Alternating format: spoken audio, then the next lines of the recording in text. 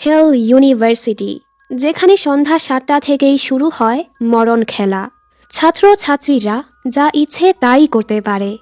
আর এখানেই গল্পের নায়িকা জেইন তার বন্ধুদেরকে নিয়ে ফেঁসে যায়, শত চেষ্টা করেও আর বের হতে পারে না। প্রশ্ন হচ্ছে, কেন এক ভার্সিটিতে এমন নির্মম কাজ হচ্ছে? কার নির্দেশেই বা এসব হচ্ছে? এমনই শত প্রশ্নের মাধ্যমে গল্পটি সামনে এগোয়। তো চলো বেশি স্পয়লার না দিয়ে হেল ইউনিভার্সিটির রহস্যের গভীরে ঢোকা যাক। গল্পটা শুরু হয় এক আহত মেয়ের মাধ্যমে, যে খুবই ভয়ে জঙ্গল দিয়ে পালাবার চেষ্টা করছিল। সাহায্যের জন্য চিল্লিয়ে যাচ্ছিল, তবে আশেপাশে কেউই নেই। এর মাঝে মেয়েটি হোঁচট খেয়ে পড়ে গেলে তখনই কেউ এসে ওকে টেনে হেঁচড়ে নিয়ে যায়। কিছুক্ষণ পরই ৬ জনের একটা বন্ধুর গ্রুপ এই জায়গাতেই আসে, যাদের নাম হলো জেইন, মাত, দেব, মিয়া, জিরোম আর ভ্যানেসা। ওরা অ্যাডভেঞ্চার খুবই পছন্দ করে। আসলে ওরা শুনেছে একটা সময় এখানে একটা ভার্সিটি ছিল, কিন্তু হঠাৎ করেই সেটা রহস্যজনকভাবে গায়েব হয়ে গেছে। আর সেই ইন্টারেস্ট থেকেই সবাই সেই ভার্সিটিটাকেই খুঁজতে এসেছে। কয়েক ঘন্টা যাবৎ খুঁজতে খুঁজতে সবাই হাঁপিয়ে গেছে। ওরা ম্যাপের সাহায্যে সামনে এগিয়ে যাচ্ছিল। জেইন বলে, আমরা আসলে কোথায় যাচ্ছি? ঠিক দিকে যাচ্ছি তো। মাথ বলে, আমাদের লেডি বস জেইন কি ভয় পাচ্ছে? যে কিনা একটা ছেলেকে সোজা লাথি মেরে দিয়েছে, শুধু ছেলেটা ওকে নিয়ে মজা করেছিল দেখে, যার জন্য তো তোমাকে স্কুলে কিছুদিনের জন্য সাসপেন্ডও হতে হয়েছিল। মানে জেইন এমন একটা মেয়ে যে কখনোই অন্যায় সহ্য করে না। এর মাঝে জেইন পড়ে যেতে নিলে মা তোকে সামলে নেয় আর বলে, তুমি ভয় পেও না আর চিন্তা করো না, কখনো কেউ তোমাকে জ্বালানোর চেষ্টা করলে আমি তাদের শিক্ষা দিয়ে দিব। আমরা বুঝতে পারি মাথ জেইনকে পছন্দ করে। আরও কিছুক্ষণ হাঁটার পর মিয়া বলে, ম্যাপ মোতাবেক তো এতক্ষণে আমরা হেল ইউনিভার্সিটির গেটের কাছে পৌঁছে যাওয়ার কথা। তখনই ওরা সামনে বড় এক গেট দেখতে পায়, যেখানে লেখা ছিল হেল ইউনিভার্সিটি। পরিবেশটা কেমন যেন থমথমে ছিল। জেন বলে, আমার খারাপ একটা অনুভূতি হচ্ছে, আমাদের উচিত এখান থেকে ফিরে যাওয়া। মিয়া বলে, কত কষ্ট করে এত দূর এসেছি, এখন চলে যাব? দেব বলে, ও ঠিক বলছে, অ্যাটলিস্ট আমাদের ভেতরে গিয়ে দেখা উচিত। গেটটা তালা মারা ছিল। জিরম ডাকছিল কেউ আছে কিনা, তবে কেউই কোনো সাড়া দেয় না। জেন বলে, আলো থাকতে থাকতে আমাদের ফিরে যাওয়া উচিত। ওরা চলেই যাচ্ছিল, তখনই গেট খোলার শব্দ শুনে সবাই ভয় পেয়ে যায়। এখানে বয়স্ক একটা লোক ছিল। লোকটির নাম হচ্ছে ফ্রান্সেসকো। উনি জিজ্ঞেস করে, তোমরা কিভাবে এই জায়গা খুঁজে পেয়েছ? মাথ মিথ্যে কথা বলে, আসলে আমরা হাইকিং করতে করতে হারিয়ে গিয়েছি, তখনই আমরা এই ভার্সিটিটা খুঁজে পেয়েছি, আমরা তো ভেবেছি এটা পরিত্যক্ত। জিরম বলে, আমাদের পানি শেষ হয়ে গেছে, আমরা কি ভেতরে গিয়ে একটু পানি পেতে পারি? লোকটি গেটটা খুলে বলে, তোমরা যেহেতু ভেতরে আসতেই চাচ্ছ তাহলে আসো। আর হ্যাঁ, এই ভার্সিটি পরিত্যক্ত না। জেইনের এখনও ভেতরে যেতে ভয় লাগছিল, তবে বন্ধুদের কথায় সবাই এবার কিছু না ভেবেই ভেতরে ঢুকে পড়ে। লোকটি বলে, মনে রেখো এই ভার্সিটি সন্ধ্যা ৭টার পরই বদলে যায়, আর প্রথমেই তোমাদেরকে এখানে রেজিস্টার করতে হবে। মাত বলে, আমরা হারিয়ে গিয়ে এখানে এসেছি, এখানে পড়তে আসিনি। জিরম মজা করে বলে, চলো রেজিস্টার করেই নেই। এমন না তো এখানে ক্লাস মিস করলে আমাদের বাবা মাকে জানানো হবে, এখানে মজাই হবে। এর মাঝে ওরা খেয়াল করে এখানের সকল ছাত্রছাত্রীরা খুবই আজবভাবে ওদের দেখেছে আর ওদেরকে ঘিরে ধরছিল, যা দেখে ওরা ঘাবড়ে যায়। চলো আমরা এখান থেকে ফিরে যাই। তখনই এখানে ছাত্রছাত্রীরা নিজেদের মাঝেই মারামারি শুরু করে। জেইন অবাক হয়ে বলে, কেউ ওদের থামাচ্ছে না কেন? লোকটি বলে, তোমাদের সকল প্রশ্নের জবাব ভেতরেই পাবে। আর ওদেরকে হেল ইউনিভার্সিটির হেড মিস্ট্রেসের অফিসে নিয়ে যায়। হেড মিস্ট্রেস নিজের পরিচয় দেয়, যার নাম হলো ম্যাডাম ভায়োলেট। জেইন বলে, আপনি কি জানেন বাহিরে কি হচ্ছে? উনি বলে, এটা স্বাভাবিক, সবসময়ই হয়। আর ওদেরকে ফর্ম দেয় ফিল আপ করার জন্য। মিয়া বলে, এখানের টিউশন ফি কত? ওনারা হেসে বলে, এখানে কোনো টিউশন ফি নেই, সব কিছুই ফ্রি। মাত বলে, এটা কি পাবলিক ইউনিভার্সিটি? উনি বলে, না, এটা প্রাইভেট, তবে এটা বাকি ইউনিভার্সিটির মতো স্বাভাবিক না। এখানে সন্ধ্যা ৭টা থেকে সকাল ৫টাকে আমরা ফ্রিডম নাইট বলি, বা ব্লাডি নাইট। এই সময়ের মাঝে ছাত্রছাত্রীরা যা ইচ্ছে তাই করতে পারে, সব কিছুই ফ্রি, এমনকি কাউকে মেরে ফেলারও অনুমতি আছে। এই শুনে তো ওদের পায়ের যেন মাটি সরে যায়। উনি বলে, ভালো হয় এই সময় তোমরা তোমাদের রুমেই থাকবে, দরজাটা আটকে রাখবে, বাহিরে ভুলেও যাবে না। কারণ একবার বের হলে তুমি জীবিত নাও ফিরতে পারো। মাত বলে, মজা করছেন? আজেরা কথা কেন বলছেন?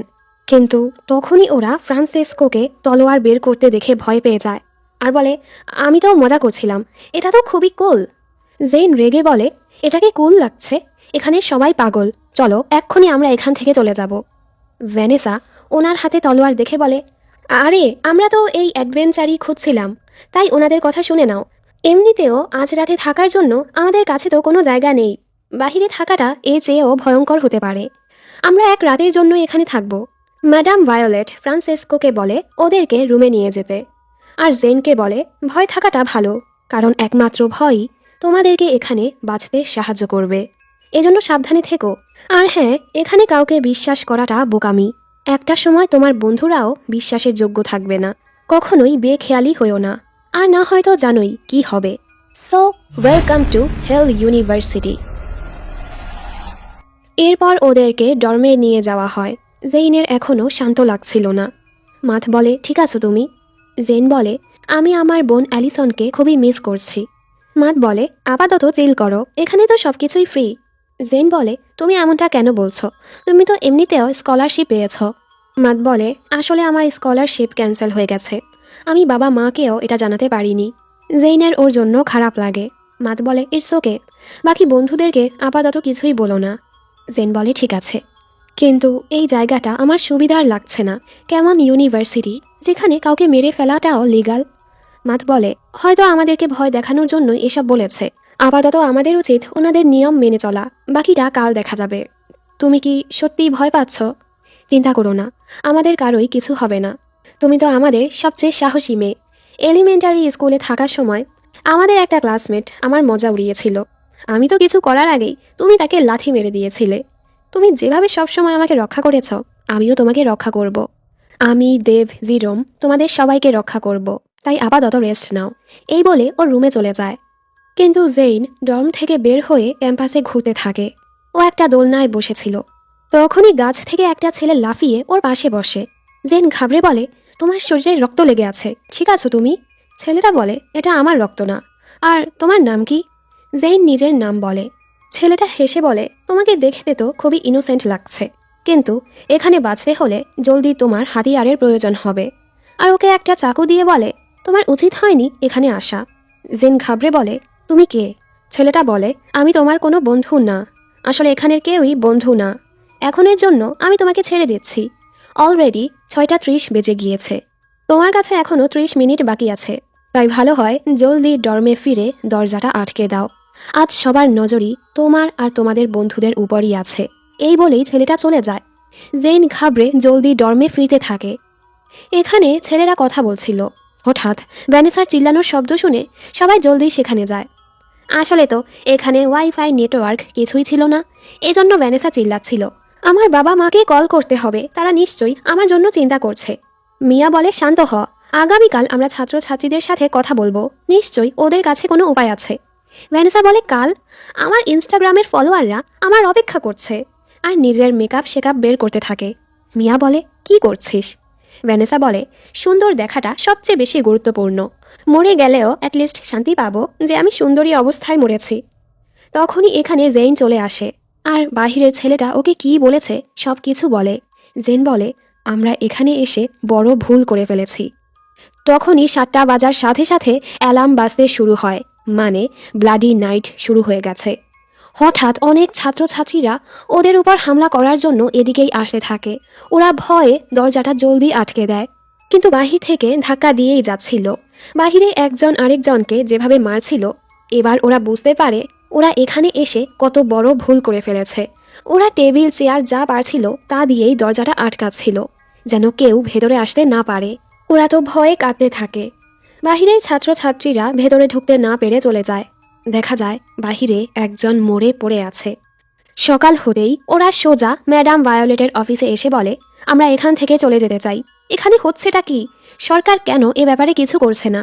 উনি বলে, সরকার আমাদের পথে আসবে না, আর আমাদের এখানে নিয়ম আছে, একবার এখানে ঢুকলে সে আর এখান থেকে বের হতে পারবে না। তোমরা নিজেদের ইচ্ছা এখানে ঢুকেছ, তাই এর ফলাফল তোমরাই ভোগ করো। জিরম রেগে বলে, এখান থেকে বের হয়ে আমরা আপনাদের নামে পুলিশে কমপ্লেন করব। উনি হেসে বলে, হ্যাঁ, বের হওয়ার রাস্তাটা খুঁজে বের করো। তুমি যদি রাস্তা খুঁজে বের করতে পারো, কেউই তোমাকে থামাবে না। তো ভালো হয় ইউনিফর্ম পরে এক্ষুনি ক্লাসে যাও। ভ্যানেসা বলে, এই নরকে মারামারি ছাড়া আর কিছু শেখা যায়? উনি বলে, স্টিল এটা একটা স্কুল। এখানে টিচাররা সবচেয়ে বেস্ট। অন্যান্য জায়গা থেকে তোমরা এখানেই সবচেয়ে ভালো কিছু শিখতে পারবে। সাধারণের তুলনায় এখানে টিচারদেরকে 3 গুণ বেশি স্যালারি দেয়া হয়। অনেক হয়েছে, ভালো হয় ক্লাসে যাও। যদি স্টুডেন্ট গভর্নমেন্ট প্রেসিডেন্ট তোমাদের দেখে ফেলে, তোমাদের অবস্থা খারাপ হবে। ওদের কাছে আর কোনো রাস্তা ছিল না। মেয়েরা তো খুবই ভয় ছিল। আমরা কি কখনো এখান থেকে বের হতে পারবো? এ সময় এখানে নিকি নামের একটা মেয়ে আসে। ও, তোমরাই সেই নতুন ইঁদুর। একটা আদেশ দেই তোমাদেরকে, কেউ তোমাদেরকে ধরার চেষ্টা করলে তাদের হাতটাই কেটে দিও। কারণ এখানে দয়া দেখানোটা বিলাসিতা, আর বেঁচে থাকাটাই আসল শক্তি। মাঝে মাঝে এখানে বেঁচে থাকার জন্য একজন আরেকজনকে মেরেও ফেলে। আমি তোমাদের জায়গায় থাকলে একা চলতাম, কারণ এখানে কেউই বিশ্বাসের যোগ্য না। এসব শুনে ওরা আরও ঘাবড়ে যায়। এরপর জেইন আর জিরম ক্লাসে যায়। ভেতরেও অনেকে আহত ছিল। জেইন নিকির পাশে বসে। দুটো মেয়ে এর মাঝে মারামারি শুরু করলে সবাই তো হাসতে থাকে। এর মাঝে স্যার এসে সবাইকে চুপ করায়। ওনার নাম স্যার আলভারেজ, আর নতুন ছাত্রছাত্রীদেরকে পরিচয় দিতে বলে।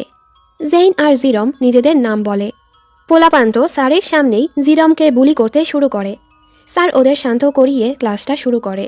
উনি একটা মেডিসিনের ব্যাপারে বলে, যেটার মাধ্যমে মানুষ অমর হতে পারে, মানে মৃত্যুকে আটকাতে পারে। অনেকেই সেটা খুঁজতে গিয়ে মারা গিয়েছে, আবার ধীরে ধীরে এই ব্যাপারে মানুষ ভুলেও যাচ্ছে। আচ্ছা, তোমরা যদি কখনো সেই অমরত্বের ঔষধটা পাও, কি করবে? তখনই হঠাৎ একটা মেয়ের চিল্লানোর শব্দ শোনা যায়, যা শুনে সবাই স্যারকে পাত্তা না দিয়েই সেদিকে যেতে থাকে। জেইন বলে, এটা তো মিয়ার কণ্ঠ। আর জলদি সেখানে গিয়ে দেখে কেউ একটা ছেলেকে মেরে মাঠে ঝুলিয়ে রেখেছে, যা দেখে তো সবাই ভয় পেয়ে যায়। এসব কে করলো? একটা মেয়ে বলে, নিশ্চয়ই ব্ল্যাক ব্লাড গ্যাং এটা করেছে। ছেলেটার জিহ্বায় যে নখটা লেগে আছে, এটা তাদেরই চিহ্ন। ওরা রেজের একমাত্র ভাইকে মেরে ফেলেছে।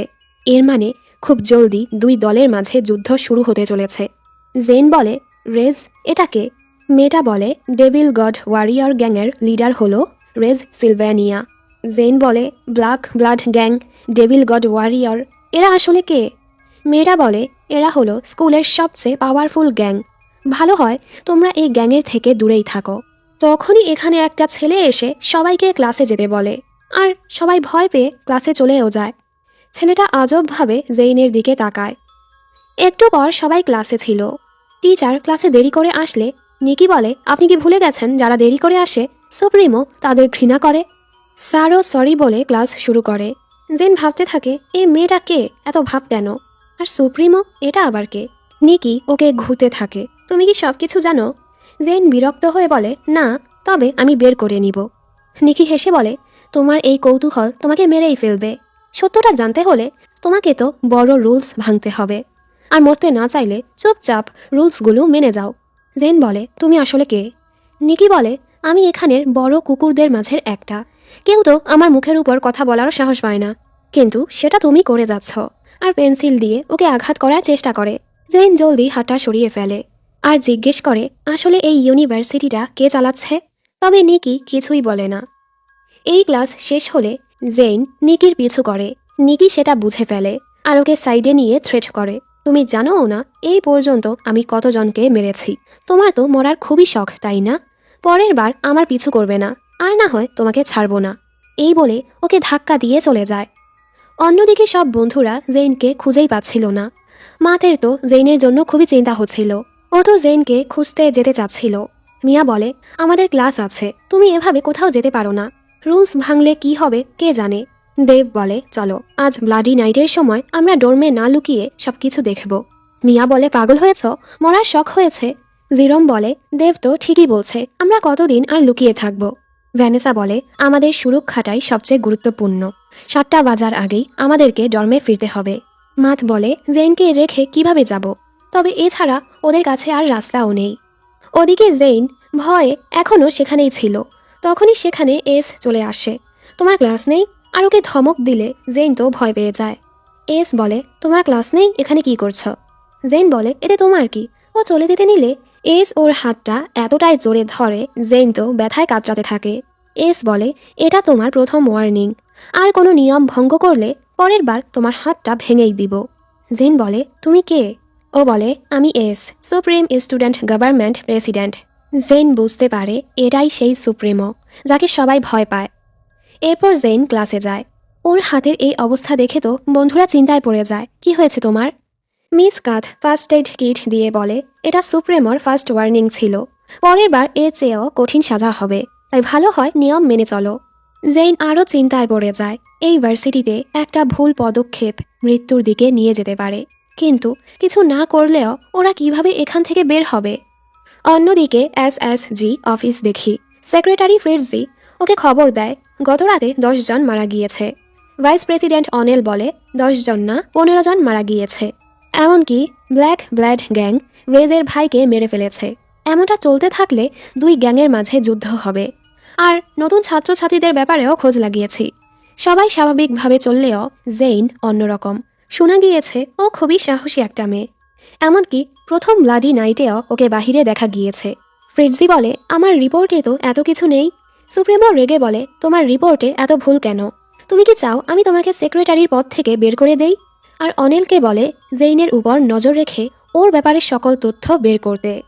এখন বাজে 6:20। জেইন ওয়াশরুমে যেতে চাচ্ছিল। বন্ধুরা বলে, ব্লাডি নাইট শুরু হতে অল্প সময় বাকি আছে, আগে ডর্মে চলো। জেইন বলে, আরে চিন্তা করো না, আমি তো ওয়াশরুমেই যাচ্ছি। মাত বলে, আমিও তোমার সাথে যাব। জেইন ওকে বাহিরে দাঁড়াতে বলে ওয়াশরুমে যায়। ভেতরে জেইন ভাবতে থাকে, ভার্সিটিতে এসব কি হচ্ছে, কেনই বা হচ্ছে? এই ব্যাপারটা আমাকে জানতেই হবে, এর জন্য আমাকে ব্লাডি নাইটে বের হতে হবে। এসব ভাবতে ভাবতে ওর মাথা ঘুরছিল। এর মাঝেই 7টা বেজে যায়। না, আমি বুঝলাম না ও এতক্ষণ ওয়াশরুমে কি করলো। অ্যালার্মের শব্দ শুনে জেন ভয় পেয়ে যায়। বাহিরে হাঙ্গামা শুরু হয়ে গেছে। ও মাথকে খুঁজে পাচ্ছিল না। তখনই কেউ ওর মুখ চেপে সাইডে নিয়ে যায়, যেটা আসলে মাথ ছিল। দুজন লুকিয়ে লুকিয়ে পালাবার চেষ্টা করে, কিন্তু কালো মাস্ক পরা ছাত্রছাত্রীরা ওদের দেখে ফেলে আর ওদের পিছু পড়ে। ওরাও পালাবার চেষ্টা করছিল, কিন্তু কিছু ছাত্রছাত্রীরা ওদের উপর হামলা করে দেয়। মাথ ওর পায়েও কিছুটা আঘাত পায়। ওরা কোনোভাবে লড়াই করে সামনে এগিয়ে যায় আর একটা বক্সের মাঝে লুকিয়ে পড়ে। ওদিকে বাকি বন্ধুদের কাছে কোনো রাস্তা ছিল না, এজন্য ওরা মাথ আর জেইনকে ছাড়াই জলদি ডর্মে ফিরে যায়। জেইন মাথকে বলে, এখনই ঠিক সময় এই জায়গার সত্যটা বের করার। মাথ বলে, পাগল হয়েছো তুমি? মৃত্যুর মুখ থেকে মাত্রই ফিরে আসলাম।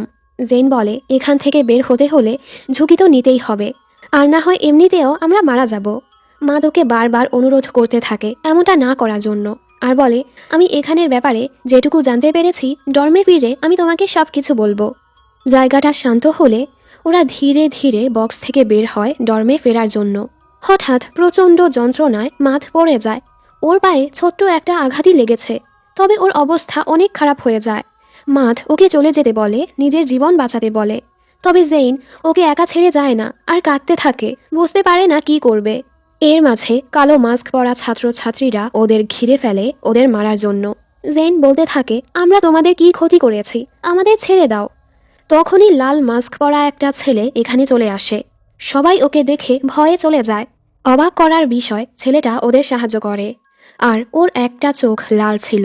ছেলেটা মাথকে কাঁধে তুলে ওদেরকে ডর্মে এগিয়ে দেয়। ওদের দেখে বন্ধুরা জলদি দরজাটা খোলে। জেন বলে, ব্ল্যাক ব্লাড গ্যাং আমাদের উপর হামলা করেছিল। বুঝলাম না একটা নখের কারণে ওর অবস্থা কেন এতটা খারাপ হয়েছে। লাল মাস্কের ছেলেটা বলে, কারণ সেটাতে বিষ মেশানো ছিল। জলদি ওর আঘাত পরিষ্কার করে এই ইনজেকশনটা পুশ করে দাও, তোমাদের বন্ধু স্ট্রং হলে বেঁচে যাবে। এর সাথেই ছেলেটা গায়েব হয়ে যায়। ওরা সবাই অবাক। আমরা জানতে পারি ও আসলে রেজ সিলভানিয়া, মানে ডেভিল গড ওয়ারিয়র গ্যাংয়ের লিডার। পরদিন সকালে সবাই ক্লাসে যায়। জেইন এখানে থেকেই মাথের খেয়াল রাখে। কিছুক্ষণ পর মাথ হুঁশে চলে আসে, যা দেখে জেইন খুশি। এরপর মাথ খাবার খাচ্ছিল। হঠাৎ ও অনেকগুলো মরিচ খেতে থাকে। জেন বলে, পাগল হয়েছো তুমি? মাথ বলে, না তো, এতে আমার শরীরের বিষ পুরোপুরি মুক্ত হয়ে যাবে। জেন বলে, তুমি আসলেই পাগল, আর ওকে মারতে থাকে। দুজনের মাঝে দুষ্টুমি শুরু। এর ফলে দুজন অনেকটা কাছাকাছিও চলে আসে।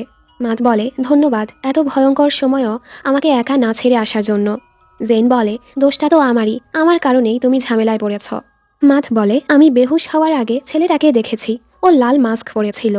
জেন বলে, হ্যাঁ, কালো মাস্ক পরা ওরা যদি ব্ল্যাক ব্লাড গ্যাং হয় তাহলে সে কে? মাত বলে, সে নিশ্চয়ই ডেভিল গড ওয়ারিয়র গ্যাংয়ের হবে। তাকে দেখে বাকি সবাই ভয় পেয়েছে। নিশ্চয়ই ছেলেটা ডেভিল গড ওয়ারিয়র গ্যাংয়ের লিডার রেজ সিলভ্যানিয়া। তবে আজব বিষয়, ও আমাদেরকে কেন সাহায্য করলো? জেন বলে, এসব ব্যাপারে পরে ভাববো, এখন চলো ক্লাসে যাই। ক্লাসে আসলে মিস কাথ ঘোষণা করে, খুব শীঘ্রই অ্যাকোয়েন্টেন্স পার্টি হতে চলেছে। সেলিন নামের মেয়েটি বলে, আমার মনে হয় না এই সময়টা সেলিব্রেট করার মতো। ইদানিং অনেক ছাত্রছাত্রী মারা গিয়েছে। উনি বলে, এসব কিছু আমার হাতে নেই, এই ডিসিশন ম্যাডাম ভায়োলেটের। সেলিন আর কিছু বলতে চাইলেও উনি ওকে ধমকে চুপ করিয়ে দেয়। লাঞ্চের সময় জেইন সবাইকে বলে, আমরা তো প্রথমে কিছু না বুঝেই এখানে ঢুকে পড়েছি। এবার আমাদেরকে এখানের পুরো হিস্ট্রি জানতে হবে, তাহলেই আমরা লড়াই করে এখান থেকে বের হতে পারবো। দেব আর জিরম বলে, আমরা এখান থেকে বের হওয়ার রাস্তা খুঁজেছি। আমরা যে রাস্তা দিয়ে ঢুকেছি সেখানেও গিয়েছিলাম, কিন্তু যেন সব কিছুই বদলে গেছে। আমরা বারবার একই জায়গায় ফিরে আসছিলাম। এই শুনে ওরা আরও চিন্তায় পড়ে যায়। জেন বলে, আমার মনে হয় সেলিন নামের মেয়েটা কিছু জানে, তাই আমি ওর সাথে কথা বলবো। এরপর জেন সেলিনকে ডাকে। ও প্রথমেই চলে যেতে চায়। জেন বলে, আমি তোমার কোনো ক্ষতি করব না, শুধু কথা বলতে চাই। এজন্য সেলিন ওকে অন্য এক জায়গায় নিয়ে যায়, যেটা নিকি খেয়াল করে। সেলিন জেনকে বলে, তুমি এটা বলো, তুমি কি এখানে রহস্য জানার জন্য নিজের জীবনটাকেও ঝুঁকিতে ফেলতে প্রস্তুত? জেন বলে, আমাকে সব কিছুই বলো, আমি সব কিছুর জন্য প্রস্তুত। সেলিন বলে, তুমি অনেক সাহসী, কিন্তু গতবারের নতুন ছাত্রছাত্রীরা তোমার থেকেও বেশি সাহসী ছিল। এবার সেলিন এখানের ইতিহাস বলতে শুরু করে। হেল ইউনিভার্সিটির নামটা শুরুতে ফিলিপিন হাই ইউনিভার্সিটি ছিল। এখানে শুধু ধনী আর পাওয়ারফুল পরিবারের ছেলে মেয়েরাই পড়াশোনা করত। কিন্তু সব কিছু বদলে যায় যখন এই ভার্সিটির ফাউন্ডার ডাক্তার কিজন পাগলের মতো আচরণ করতে শুরু করে। উনি অনেক বড় এক বিজ্ঞানী ছিল। ইউনিভার্সিটির এত টিউশন ফি দিয়েই উনি নিজের রিসার্চের কাজ চালাতো। উনি ওনার রিসার্চে এতটাই পাগল হয়ে গেছে যে এজন্য ছাত্রছাত্রীদেরকেও ব্যবহার করতে শুরু করে। উনি এমন একটা ফর্মুলা বানাতে চেয়েছে যেটা দিয়ে মানুষ অমর হতে পারবে। এরপর হঠাৎ একদিন ইউনিভার্সিটির সকল গেট বন্ধ করে দেয়া হয়। বাহিরে যাওয়ার আর কোনো রাস্তাই ছিল না। আর এই ভার্সিটিটাকে পুরো দুনিয়া থেকে গায়েব করে দিয়েছে। আমি জানি না এটা কিভাবে করেছে, কিন্তু এতে ছাত্রছাত্রীর বাবা মাও কিছুই করতে পারে না। কেউই কিছু করতে পারেনি। আমিও সেই প্রথম ছাত্রছাত্রীদের মাঝের একজন, যারা একদম শুরুতে এখানে আটকে গিয়েছে। ডাক্তার কিজন আমাদের সবাইকে তার এক্সপেরিমেন্টে ব্যবহার করতে শুরু করে। এর ফলে অনেকেই বাঁচার জন্য লড়াই করতে শুরু করেছে, আবার কেউ কেউ বিদ্রোহ করতে শুরু করে। ধীরে ধীরে সবাই নিজেদের রাগ এভাবেই তুলতে থাকে। এর ফলে একটা সময় ফিলিপিন হাই ইউনিভার্সিটি হেল ইউনিভার্সিটিতে পরিণত হয়েছে। আর সবাই নিজেকে রক্ষা করার জন্য নিজেকে শক্তিশালী বানাতে শুরু করে। এর ফলেই এখানে দুটো গ্যাং তৈরি হয়েছে, যার ব্যাপারে তুমি আগেই শুনেছ। আর হ্যাঁ, শোনা গিয়েছে ডাক্তার কিজন অমর হওয়ার সেই ফর্মুলা বানাতে সক্ষম হয়েছে, কিন্তু সেটা নিজের উপর ব্যবহার করার আগেই উনি মারা গিয়েছে। আর এটাও শোনা গিয়েছে সেই ফর্মুলাটা একটা স্টুডেন্ট পেয়ে গেছে, আর সেই স্টুডেন্ট এখনও এখানেই আছে। বাহিরের অনেকেই এই ইউনিভার্সিটি আর ওই স্টুডেন্টকে খুঁজছে ওই ফর্মুলাটা নেয়ার জন্য। এই তথ্যটাই হেল ইউনিভার্সিটির সবচেয়ে বড় সিক্রেট। যার কাছে ওই ফর্মুলাটা আছে তার জীবন এখন ঝুঁকিতে। তাকে খুঁজে পেলেই ওনারা তাকে মেরে দিবে। চিন্তার বিষয়, এই ফর্মুলাটা খারাপ মানুষের হাতে গেলে কি হবে? আর হঠাৎ করেই সেলিন হাসতে হাসতে বলে, তুমি এখানের সবচেয়ে বড় সিক্রেট জেনে গেছো। এর মানে তুমিও আর কখনোই এখান থেকে বের হতে পারবে না। এসব বলে ও চলে যায়। জেন পুরো নিস্তব্ধ হয়ে যায়। ও কি করবে বুঝতে পারে না। হঠাৎ নিকি এসে বলে, কেমন লাগলো কাহিনীটা? তুমি তো মাত্র অর্ধেকটাই জেনেছ। তুমি যতই এর মাঝে ঢুকবে তোমার মৃত্যু ততটাই ঘনিয়ে আসবে। এরপর জেন ওর বন্ধুদের কাছে আসে। মিয়া বলে, লাইব্রেরিয়ান মিস লিনোরা আমাদেরকে বলেছে এখানে সত্যটা জানতে চাইলে এখানে একেবারে ফেসে যেতে হবে। উনি আমাদেরকে একটি কাগজ দিয়ে বলেছে কোনো তথ্য বের করার চেষ্টা না করে এখান থেকে বের হওয়ার রাস্তা খুঁজতে। এজন্য আমাদেরকে এখানের টপ 10 র্যাঙ্কে যেতে হবে। জিরোম বলে, কিসের র্যাঙ্ক? ক্লাসের? মিয়া বলে, না, শুধু ক্লাসের না, পুরো হেল ইউনিভার্সিটির টপ 10 র্যাঙ্কে আসতে হবে। কাগজে টপ 10-এর নাম ছিল। একদম প্রথমে রেজ সিলভ্যানিয়ার নাম ছিল, যে ডেভিল গড ওয়ারিয়র লিডার। দ্বিতীয়তে এস মানে সুপ্রেমো। তৃতীয় নাজির লুমিয়া যে কিনা ব্ল্যাক ব্লাড গ্যাংয়ের লিডার। ভ্যানেসা বলে, এর মানে আমরা কোনো ঝামেলায় না পড়ে শুধু র্যাঙ্ক বাড়ানোর কাজে লেগে পড়ি, তাহলেই আমরা এখান থেকে বের হতে পারবো। মিয়া জেনকে জিজ্ঞেস করে, সেলিনের থেকে কি জানতে পারলে? জেন ভাবে যদি ওদেরকে হেল ইউনিভার্সিটির সিক্রেট জানানো হয় ওদের জীবনও ঝুঁকিতে পড়বে, এজন্য জেন ওদের কিছু বলে না। এর মাঝে দুটো ছেলে অ্যাকোয়েন্টেন্স পার্টির পোস্টার নিয়ে মারামারি শুরু করে। তখনই ম্যাডাম ভায়োলেট চলে আসে। উনি কিছু না বলেই স্টেজে যায়। সুপ্রেমো এসে ওদেরকে থামায়। ম্যাডাম ভায়োলেট ঘোষণা করে শুক্রবার রাতেই পার্টি হবে, যেখানে সবাইকে মাস্ক পরে আসতে হবে। তবে লাল আর কালো মাস্ক পরা যাবে না, কারণ সেগুলো ওই গ্যাংয়ের সিম্বল। গ্যাংয়ের সদস্যরাই শুধু লাল আর কালো পরবে, আর বাকিরা অন্য কালারের মাস্ক পরবে। সেই রাতে ব্লাডি নাইট বন্ধ, কেউ কাউকে মারতে পারবে না। কেউ নিয়ম ভঙ্গ করলে তাকে মৃত্যুদণ্ড দেয়া হবে। বাকি কথা বলার জন্য উনি এসকে ডাকে।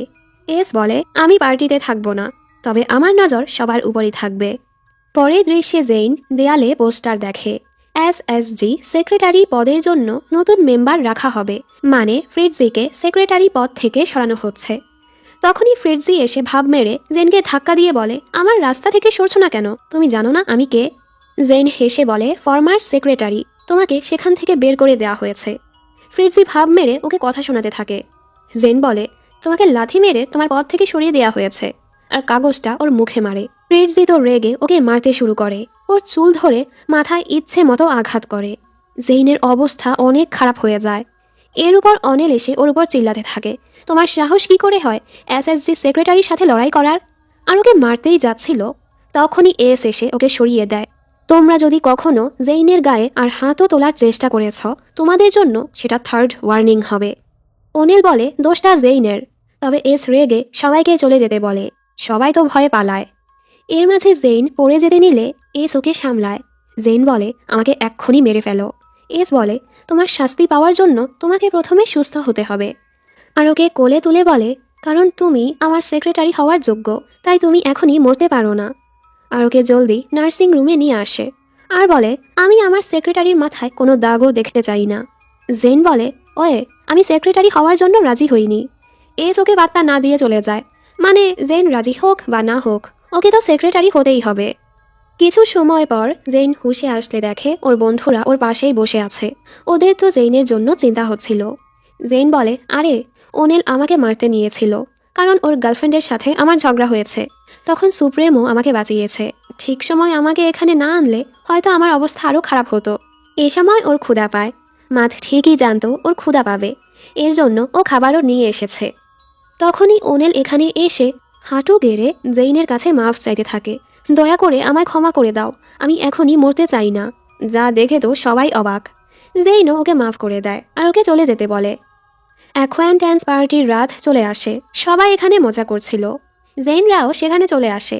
ওরা বলে, যদিও আজ কোনো হামলা হবে না, এরপরও আমরা সবাই একসাথে থাকব, কারণ এখানের কাউকেই বিশ্বাস করা যায় না। ফ্রিটজি ছিল পার্টির হোস্ট। ও বলে, সবাইকে খুবই সুন্দর লাগছে, কিন্তু দামি ডিজাইনার ড্রেস পরেও নতুন ছাত্রছাত্রীদেরকে আগলিই লাগছে, মানে সবার সামনে ওদের অপমান করে। এরপর একে একে প্রধান 3 জন সদস্যকে স্টেজে ডাকা হয়। এখানে জানা যায় ফ্রান্সেসকো আসলে ভার্সিটির ভাইস প্রেসিডেন্ট, আর এই বেটাই ব্লাডি নাইট বানিয়েছিল। এই শুনে ওরা সবাই অবাক। ওরা ভেবেছিল উনি শুধু একটা কেয়ারটেকার। যাই হোক, ম্যাডাম ভায়োলেট সবাইকে পার্টিটা এনজয় করতে বলে। তখনই অনিল এসে জেনকে বলে, অভিনন্দন এসএসজি সেক্রেটারি হওয়ার জন্য। জেন বলে, আমি এখনো হ্যাঁ বলিনি। অনিল বলে, চুজ করার মতো তোমার কাছে কোনো অপশন নেই। খুশি হও যে সুপ্রিমোর সেক্রেটারি হওয়ার জন্য তুমি সোজা টপ 9 র্যাঙ্কে চলে এসেছো। এই শুনে তো বন্ধুরা সবাই অবাক। ওরা খুশিও হয়, এর মানে তুমি বের হয়ে আমাদেরকেও বের হতে পারবে। তবে মাথ বলে, তুমি এটা অ্যাকসেপ্ট করো না, বিশ্বাস করা যায় না এরপর কি হবে। বাকিরা বলে, জেইন কি করবে সেটা ওর উপরই ছেড়ে দাও।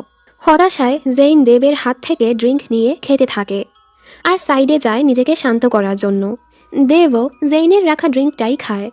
এখানে জেইনের মাথাটা ঘুরছিল।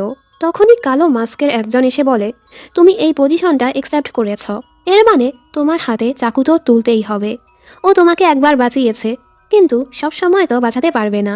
জেইন বুঝতে পারে না এটা কে। এর মাঝে এখানে দেব হঠাৎ করে বেহুশ হয়ে যায়। ওরা সবাই ঘাবড়ে যায়। মাথ দেখে ওর ড্রিঙ্কে কিছু মেশানো হয়েছে। ওদের মনে পড়ে জেইনও তো একই গ্লাসের ড্রিঙ্ক খেয়েছে। মাথ জলদি জেইনকে খুঁজতে থাকে।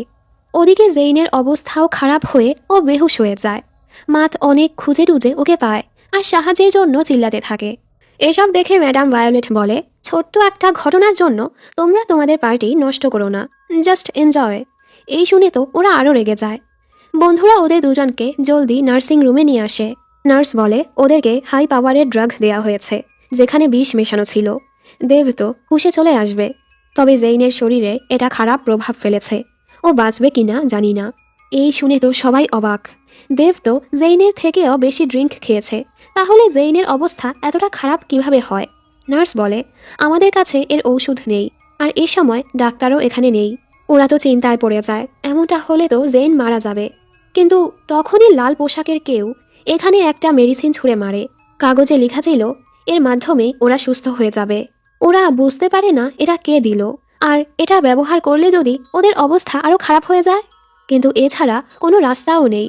কিছু না করলেও জেইন এমনিতেও মারা যাবে। এজন্য ওরা জলদি দেব আর জেইনকে সেই ঔষধটা খাওয়ায়। ওদিকে এস পার্টি ছেড়ে চলে যাচ্ছিল। ম্যাডাম ভায়োলেট বলে, পার্টি এনজয় করছো না? আজকে তো খুন খারাপিও হচ্ছে না। এস বলে, কিন্তু একটু আগে যা হয়েছে তার কি হবে? এই বলে ও চলে যায়। এখানে দেব কিছুক্ষণের মাঝেই হুঁশে চলে আসে, কিন্তু জেইনের কোনো উন্নতিই হচ্ছিল না। এমনটা কেন হচ্ছে? তখনই সেই লাল পোশাকের মেয়েটা এখানে এসেই জেইনের বুকে ছোট্ট একটা কাঠ লাগিয়ে দেয়। ওরা তো ভয় পেয়ে যায়। মেয়েটা বলে আবারও ওকে ওষুধটা খাওয়াও। এবার মাথ জেইনকে ওষুধটা দিতেই কিছুক্ষণের মাঝেই জেইন হুঁশে চলে আসে।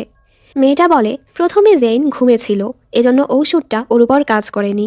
এজন্যই আমি ওকে আঘাত করে ঘুম থেকে জাগিয়েছি, যেন ঔষধটা কাজ করে। এর সাথেই মেয়েটা গায়েব হয়ে যায়। ওরা তো অবাক। পরদিন জেইন আর দেব পুরোপুরি সুস্থ হয়ে যায়, যেন আগে থেকেও ভালো অনুভব করছে, যেটাতে সবাই অবাকই হয়। তবে ওরা এটাই ভাবছিল ওই মেয়েটা কে ছিল যে ওদের বাঁচিয়েছে। তখনই স্যার আলভারেজ ক্লাসে চলে আসে। সেলিন জেনকে আবারও বলে এখানের কাউকেই বিশ্বাস করো না, এমনকি তোমার বন্ধুদেরকেও না। একটু পর জেন ক্লাস থেকে বের হলে ওর সাথে গ্রেস নামের একটা মেয়ের ধাক্কা লাগে, যে খুবই আহত ছিল। জেন জিজ্ঞেস করে কি হয়েছে তোমার, আমি তোমার সাহায্য করব, বলো আমাকে। তবে গ্রেস কিছু না বলেই ভয়ে পালাতে থাকে। জেইন ওর পিছু যেতে থাকে। ওকে খুঁজতে খুঁজতে জেইন ওয়াশরুমে চলে আসে আর দেখতে পায় কেউ মেয়েটির উপর হামলা করে ওকে মেরে দিয়েছে। জেইন ভয়ে চিল্লাতে থাকে। শব্দ শুনে সবাই এখানে চলে আসে আর ভাবে এখন তো 7টাও বাজেনি, তাহলে কে এটা করলো, কেনই বা করলো? প্রিন্সিপাল এসে সবাইকে ক্লাসে যেতে বলে আর জেইনকে অফিসে আসতে বলে। জেইন ওনার সাথে যায় আর দেখে এস ওনার সিটে বসে আছে। জেইন ভাবে প্রিন্সিপালও ওকে কেন ভয় পাচ্ছে। এস প্রিন্সিপালকে চলে যেতে বলে। জেইন বলে যদি ওই মেয়ের ব্যাপারে ডাকো তাহলে আমি বলে দিচ্ছি আমি কিছুই করিনি। এস বলে তুমি তো অনেক রুড, তুমি কি ভুলে গেছো কার সামনে বসে আছো? আর আমি তোমার সেক্রেটারির ব্যাপার নিয়ে কথা বলতে ডেকেছি। জেইন বলে আমি আগেই বলেছি আমি হতে চাই না। এস বলে ভেবে দেখো, এসএসজি সেক্রেটারি হলে তুমি অনেক সুবিধা পাবে, তুমি অনেক কিছুই জানতে পারবে যা বাকিরা জানে না, অন্যরা তোমাকে ভয় পাবে।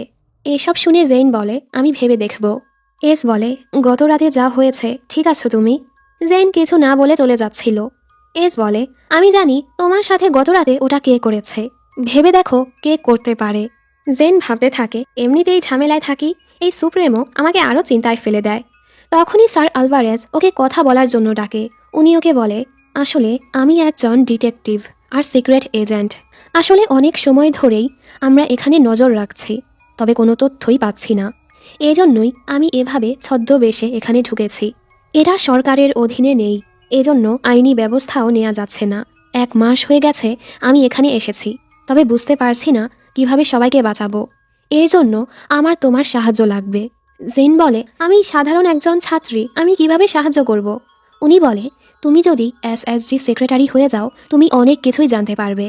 আসলে এখানে একটা সিক্রেট ল্যাব আছে, যেখানে ওই অমৃত হওয়ার ফর্মুলাটা নিয়ে রিসার্চ করা হয়েছে। তুমি সেক্রেটারি হয়ে গেলে সেই ল্যাবের লোকেশন খুঁজে পাবে। আসলে এখানের ফাউন্ডার ডাক্তার কিজন মারা যায়নি, ওই ফর্মুলাটা নেয়ার জন্য ওনাকে খুন করা হয়েছে। ওনাদের কাছে ওই ফর্মুলার কপি আছে, তবে সেটা অপূর্ণ। ডাক্তার কিজন একটা স্টুডেন্টের কাছে সেই ফর্মুলার সকল জিনিসপত্র দিয়ে গিয়েছিল, সেগুলো লুকিয়ে দেওয়ার জন্য। আর কেউই জানে না সেই স্টুডেন্টটা আসলে কে। তখন থেকেই কেউ সেটা বেরও করতে পারেনি। ওনারা এখনও সেই স্টুডেন্ট আর ফর্মুলাটাকে খুঁজছে। ওনারা চায় আবারও সেই ফর্মুলাটা বানাতে, আর সেই সিক্রেট ল্যাবেই ওনারা প্রতিনিয়ত সেটা বানানোর চেষ্টা চালিয়ে যাচ্ছে। তাই বেশি দেরি হওয়ার আগেই আমাদেরকে সেই ল্যাবটা খুঁজে বের করতে হবে। তুমি একমাত্র যার মাধ্যমে আমরা এই নরক থেকে সবাইকে রক্ষা করতে পারবো। এর জন্য তুমি এসএসজি সেক্রেটারি হয়ে যাও। জেন বলে, কিন্তু আমি আপনাকেও বিশ্বাস করতে পারছি না। আশা করি আপনি বুঝতে পারবেন। এরপর জেন এসব ব্যাপারেই ভাবছিল। ও লাইব্রেরিতে গিয়ে স্কুলের ইতিহাসের বইগুলো পড়তে থাকে, তবে কোথাও সেই ল্যাবের ব্যাপারে কিছুই লেখা নেই। মাত ওর কাছে এসে বলে, বের হওয়ার রাস্তা থাকলে তো কবেই পেয়ে যেতাম। জেন বলে, আমরা এভাবে হার মেনে নিব? মাত বলে, না, আমরা তো প্রমিস করেছি সবাই একসাথে বের হব। জেন ওকে ধন্যবাদ বলে সবসময় ওর পাশে থেকে খেয়াল রাখার জন্য। মাত বলে, যা কিছুই হয়ে যাক, আমি সবসময় তোমার পাশে থাকব। আর ওর হাতে চুমু করে। হঠাৎ সামনের বুকশেলফ থেকে বইগুলো সব পড়ে যায়। ওরা তো কিছুই বুঝতে পারে না ভূমিকম্প হলো নাকি। আসলে ওদেরকে এভাবে একসাথে দেখে সুপ্রেমো খুবই জেলাস হয়ে এত জোরে এটা ধাক্কা দিয়েছে। হয়তো সে জেইনকে পছন্দ করতে শুরু করেছে। সন্ধ্যা 7টা বাজতেই ব্লাডি নাইট শুরু হয়। বাহিরের অবস্থা বরাবরের মতো খারাপ। জেইন এখনো বুঝতে পারছিল না কি করবে, কাকে বিশ্বাস করবে। পরদিন ওরা ক্যাম্পাসে এসে দেখে সব জায়গায় রক্তে ভরে আছে। এসব দেখে জেইন সোজা এসএসজি অফিসে আসে। সুপ্রেমো ওকে নতুন ইউনিফর্ম দেয়, মানে জেইন সেক্রেটারি হতে রাজি হয়ে গেছে। জেইন কাপড় চেঞ্জ করতে যাচ্ছিল। এস বলে, কোথায় যাচ্ছ? এখানেই চেঞ্জ করো। জেন বলে, তোমার সামনে? এস বলে, কেন, কি হয়েছে? আমার সামনে চেঞ্জ করতে চাও?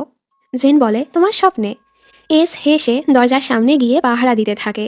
জেন বলে, আজ খুবই জেন্টেলম্যান সাজছে, আসলে তো তুমি একটা খারাপই। ওদিকে বন্ধুরা ভাবছিল জেন সেক্রেটারি হয়ে গেলে ওর কাছে পাওয়ার আসবে, ওদেরকে ভালো মতো রক্ষাও করতে পারবে। মিয়া বলে, কিন্তু ও যদি এস এর দুনিয়ায় আটকে পড়ে আর কখনো বের হতে না পারে? দেব বলে, পাওয়ার মানুষকে চেঞ্জ করে দেয়। মাথ বলে, জেইন এরকমটা না, আর আমরা জানি না সেক্রেটারি হওয়ার পর জেইনের সাথে কি হবে। আর ওই এসকে তো আমি একদমই বিশ্বাস করি না। ওর কথা শুনে সবাই হাসে, তুই তো জেলাস হচ্ছিস। ওদিকে জেইন কাপড় চেঞ্জ করে আসলে এস ওকে উপর থেকে নিচ পর্যন্ত দেখতে থাকে আর হেসে বলে, তোমাকে এটা মানিয়েছে। বন্ধুরা কথা বলছিল, তখনই জেইন এস এর সাথে এখানে চলে আসে। সবাই জেইনকে দেখে অবাক যে ও এসএসজি সেক্রেটারি হয়ে গেছে। কয়েকজন প্রথমে জেইনের মজা নিচ্ছিল, পরে বুঝতে পারে জেইন সত্যি এসএসজি সেক্রেটারি হয়ে গেছে, যে এখন টপ 9 র্যাঙ্কে। জেইনের আচরণও বদলে যায় আর সবাইকে ওর সামনে থেকে সরতে বলে। সবাই ভয় পেয়ে সাইডে চলে যায়। জেইন ওর বন্ধুদের সাথে কথা বলতে চাচ্ছিল, তবে এস ওকে সাথে করে অফিসে নিয়ে যায়। এস ফ্রিডজিকে বলে, তুমি এখানে কি করছো? এখন আর তোমার এখানে অধিকার নেই। ফ্রিডজির অনেক রাগ হয়, আরও জেইনকে ধাক্কা দিয়ে চলে যায়। বাকিদেরও অনেক রাগ হয়। এস ওদের বলে, তোমরা জেইনকে সম্মান করবে, এটা আমার আদেশ। আরও জেইনকে বলে, এখন থেকে তোমাকে আমার সাথেই থাকতে হবে আর আমার কথা শুনতে হবে। জেইন অবাক। পরের দৃশ্যে মিউজিক ক্লাস চলছিল। কাজের কারণে জেইনের কিছুটা দেরি হয়ে যায়। তখনই একটা ছেলে ওকে পাশে বসতে বলে, এমনকি নিজের মিউজিক শিটও ওর সাথে শেয়ার করে। জেইন কিছুই বুঝতে পারছিল না, ছেলেটা ওর সাহায্যও করে। অন্যদিকে ফ্রিডজি আর মিস কাথ জেইনের উপর অনেক রেগেছিল। ওরা তো ভাবছিল কিভাবে জেইনকে শিক্ষা দেয়া যায়। ক্লাস শেষে জেইন এখনও মিউজিকের কিছুই বুঝতে পারছিল না। তখন ছেলেটা ওর সাহায্য করে। ওর স্কিল দেখে জেইন ইমপ্রেস হয়ে যায়। এরপর জেইন কিছুটা ভালো করে আর জিজ্ঞেস করে, তোমার নাম কি? ছেলেটা বলে, নাজির লুমিয়া। এই শুনে জেইন অবাক, কারণ নাজির লুমিয়া আসলে ব্ল্যাক ব্লাড গ্যাংয়ের লিডার, যেটা কেউই জানে না। নাজির সবার সামনে একটা সাধারণ বোকাশোকা ছেলের মতোই থাকে। নাজির ওকে ধরে বলে, আমি চাইলে তোমাকে এখানেই মেরে ফেলতে পারি, তবে তোমাকে একটা সুযোগ দিচ্ছি, আমার গ্যাংয়ে জয়েন হয়ে যাও, আমি তোমাকে রক্ষা করব। জেইন বলে, কখনোই না, দরকার পড়লে আমাকে মেরে ফেলো। তখনই 3টা ছেলে এসে নাজিরকে ধরে, কারণ সবাই ভাবে ও বোকাশোকা একটা ছেলে। জেইন ওদেরকে থামতে বলে, তবে ওরা বলে, মিস জেইন, এই ছেলে আমার বন্ধুর গার্লফ্রেন্ডের সাথে কথা বলেছে, ওকে তো শিক্ষা দিতেই হবে, আপনি দূরে থাকুন। জেইনও চলে যাচ্ছিল, তখনই এখানে লাল চুলের একটা ছেলে আসে। জেইন বলে, তোমাদের দলের লোকজনকে পেটানো হচ্ছে, ওদের থামাচ্ছ না কেন? ছেলেটা বলে, আমি কিছুই করব না, আর হ্যাঁ, এরপর এই 3 জনই মরবে। জেইন অবাক। লাঞ্চের সময় জেইন বন্ধুদের সাথে খাচ্ছিল। তখনই এস এসে জেনকে ওর সাথে যেতে বলে। বন্ধুরা বলে জেন এখনও খাবার খায়নি। এস বলে এটা জরুরি কাজ। জেনও কথা না বাড়িয়ে ওর সাথে চলে যাচ্ছিল। তখনই সামনে থেকে আসা একটা ছেলে ভুল করে এসের গায়ে জুস ফেলে দেয়। এস অনেক রেগে ছেলেটার নাম জিজ্ঞেস করে। ছেলেটা বলে ফেরি। এস এসএসজি মেম্বারদেরকে ডাকে আর ফেরিকে ডার্ক হিল জেলে নিয়ে যায়, যেখানে রুলস ভঙ্গকারীদেরকে শাস্তি দেওয়া হয়। ফেরিকে জেলে ঢুকানোই হবে। ফেরি বলে সুপ্রেমো, আমি কিন্তু আপনার সিক্রেট জানি। এস বলে আমিও তোমার সিক্রেট জানি। তুমি কি ভেবেছ তুমি আমার গায়ে জুস ফেলেছ, এজন্যই আমি তোমাকে এখানে এনেছি? আমি জানি তুমি গ্রেস নামের মেয়েটাকে মেরেছ। গ্রেস ওই মেয়েটা যাকে ওয়াশরুমে জেন দেখেছিল। এস বলে তোমার গার্লফ্রেন্ড যদি জানতে পারে তুমি গ্রেসকে মেরেছ, ও কি তোমাকে ক্ষমা করবে? এই শুনে ফেরি বলে দয়া করে ওকে এটা জানাবেন না। এস বলে ঠিক আছে, যদি তুমি চুপচাপ জেলে যাও, আর ওকে জেলে আটকে দেয়। এসব দেখে জেন ভাবতে থাকে আমাকে জলদি সকল তথ্য জানতে হবে, আমি আর ওদের সাথে থাকতে চাই না। তখনই ফেরির গার্লফ্রেন্ড এসে ওকে অনুরোধ করতে থাকে ফেরিকে ছেড়ে দেওয়ার জন্য। এস বলে দেরি হয়ে গেছে আর চলে যায়। মেয়েটা কাঁদতে থাকে। জেন বলে সরি, এখন আর কিছুই করার নেই। মেয়েটা বলে এই প্রথম কোনো এসএসজি সেক্রেটারি সরি বলল। তোমাকে দেখলে এখানের ভালো সময়ের কথা মনে পড়ে।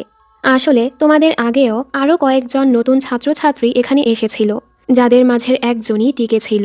সে আমাদের শান্তির লিডার ছিল। উনি সব কিছু সুন্দর করে সামলাতো। উনি আসার পর ভার্সিটিটা খুব সুন্দর হয়ে গিয়েছিল। ওনার নাম ছিল সামান্থা। ও সময় খুন খারাপিও বন্ধ হয়ে গিয়েছিল, কিন্তু এরপর হঠাৎ একদম সব কিছু আগের মতো হয়ে যায়। জেন বলে কেন? মেয়েটা বলে কারণ হেডমাস্টারের ছেলে সামান্থার প্রেমে পড়ে গিয়েছিল। হেডমাস্টারের ছেলেই আগের সুপ্রেমো ছিল।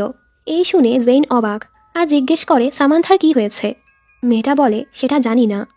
এরপর জেন ভ্যানেসার সাথে লাইব্রেরিতে আসে অ্যাসাইনমেন্ট করার জন্য, যেখানে সবাই জেনকে অনেক সম্মান দেখাচ্ছিল, এমনকি ভয়ও পাচ্ছিল। জেনের আজব লাগে, আমি তোমাদের মতোই সাধারণ একজন স্টুডেন্ট, তবে ওরা তো ভয়ে চলে যায়। এর মাঝে জেইনের মনে পড়ে ওকে তো এসএসজি অফিসে যেতে হবে, তাইও চলে যায়। ভ্যানেসা অ্যাসাইনমেন্টের জন্য একটি বই খুঁজে পাচ্ছিল না। তখনই লিয়াম নামের ছেলেটা এসে ওকে বইটা দেয় আর ওকে সাহায্যও করে।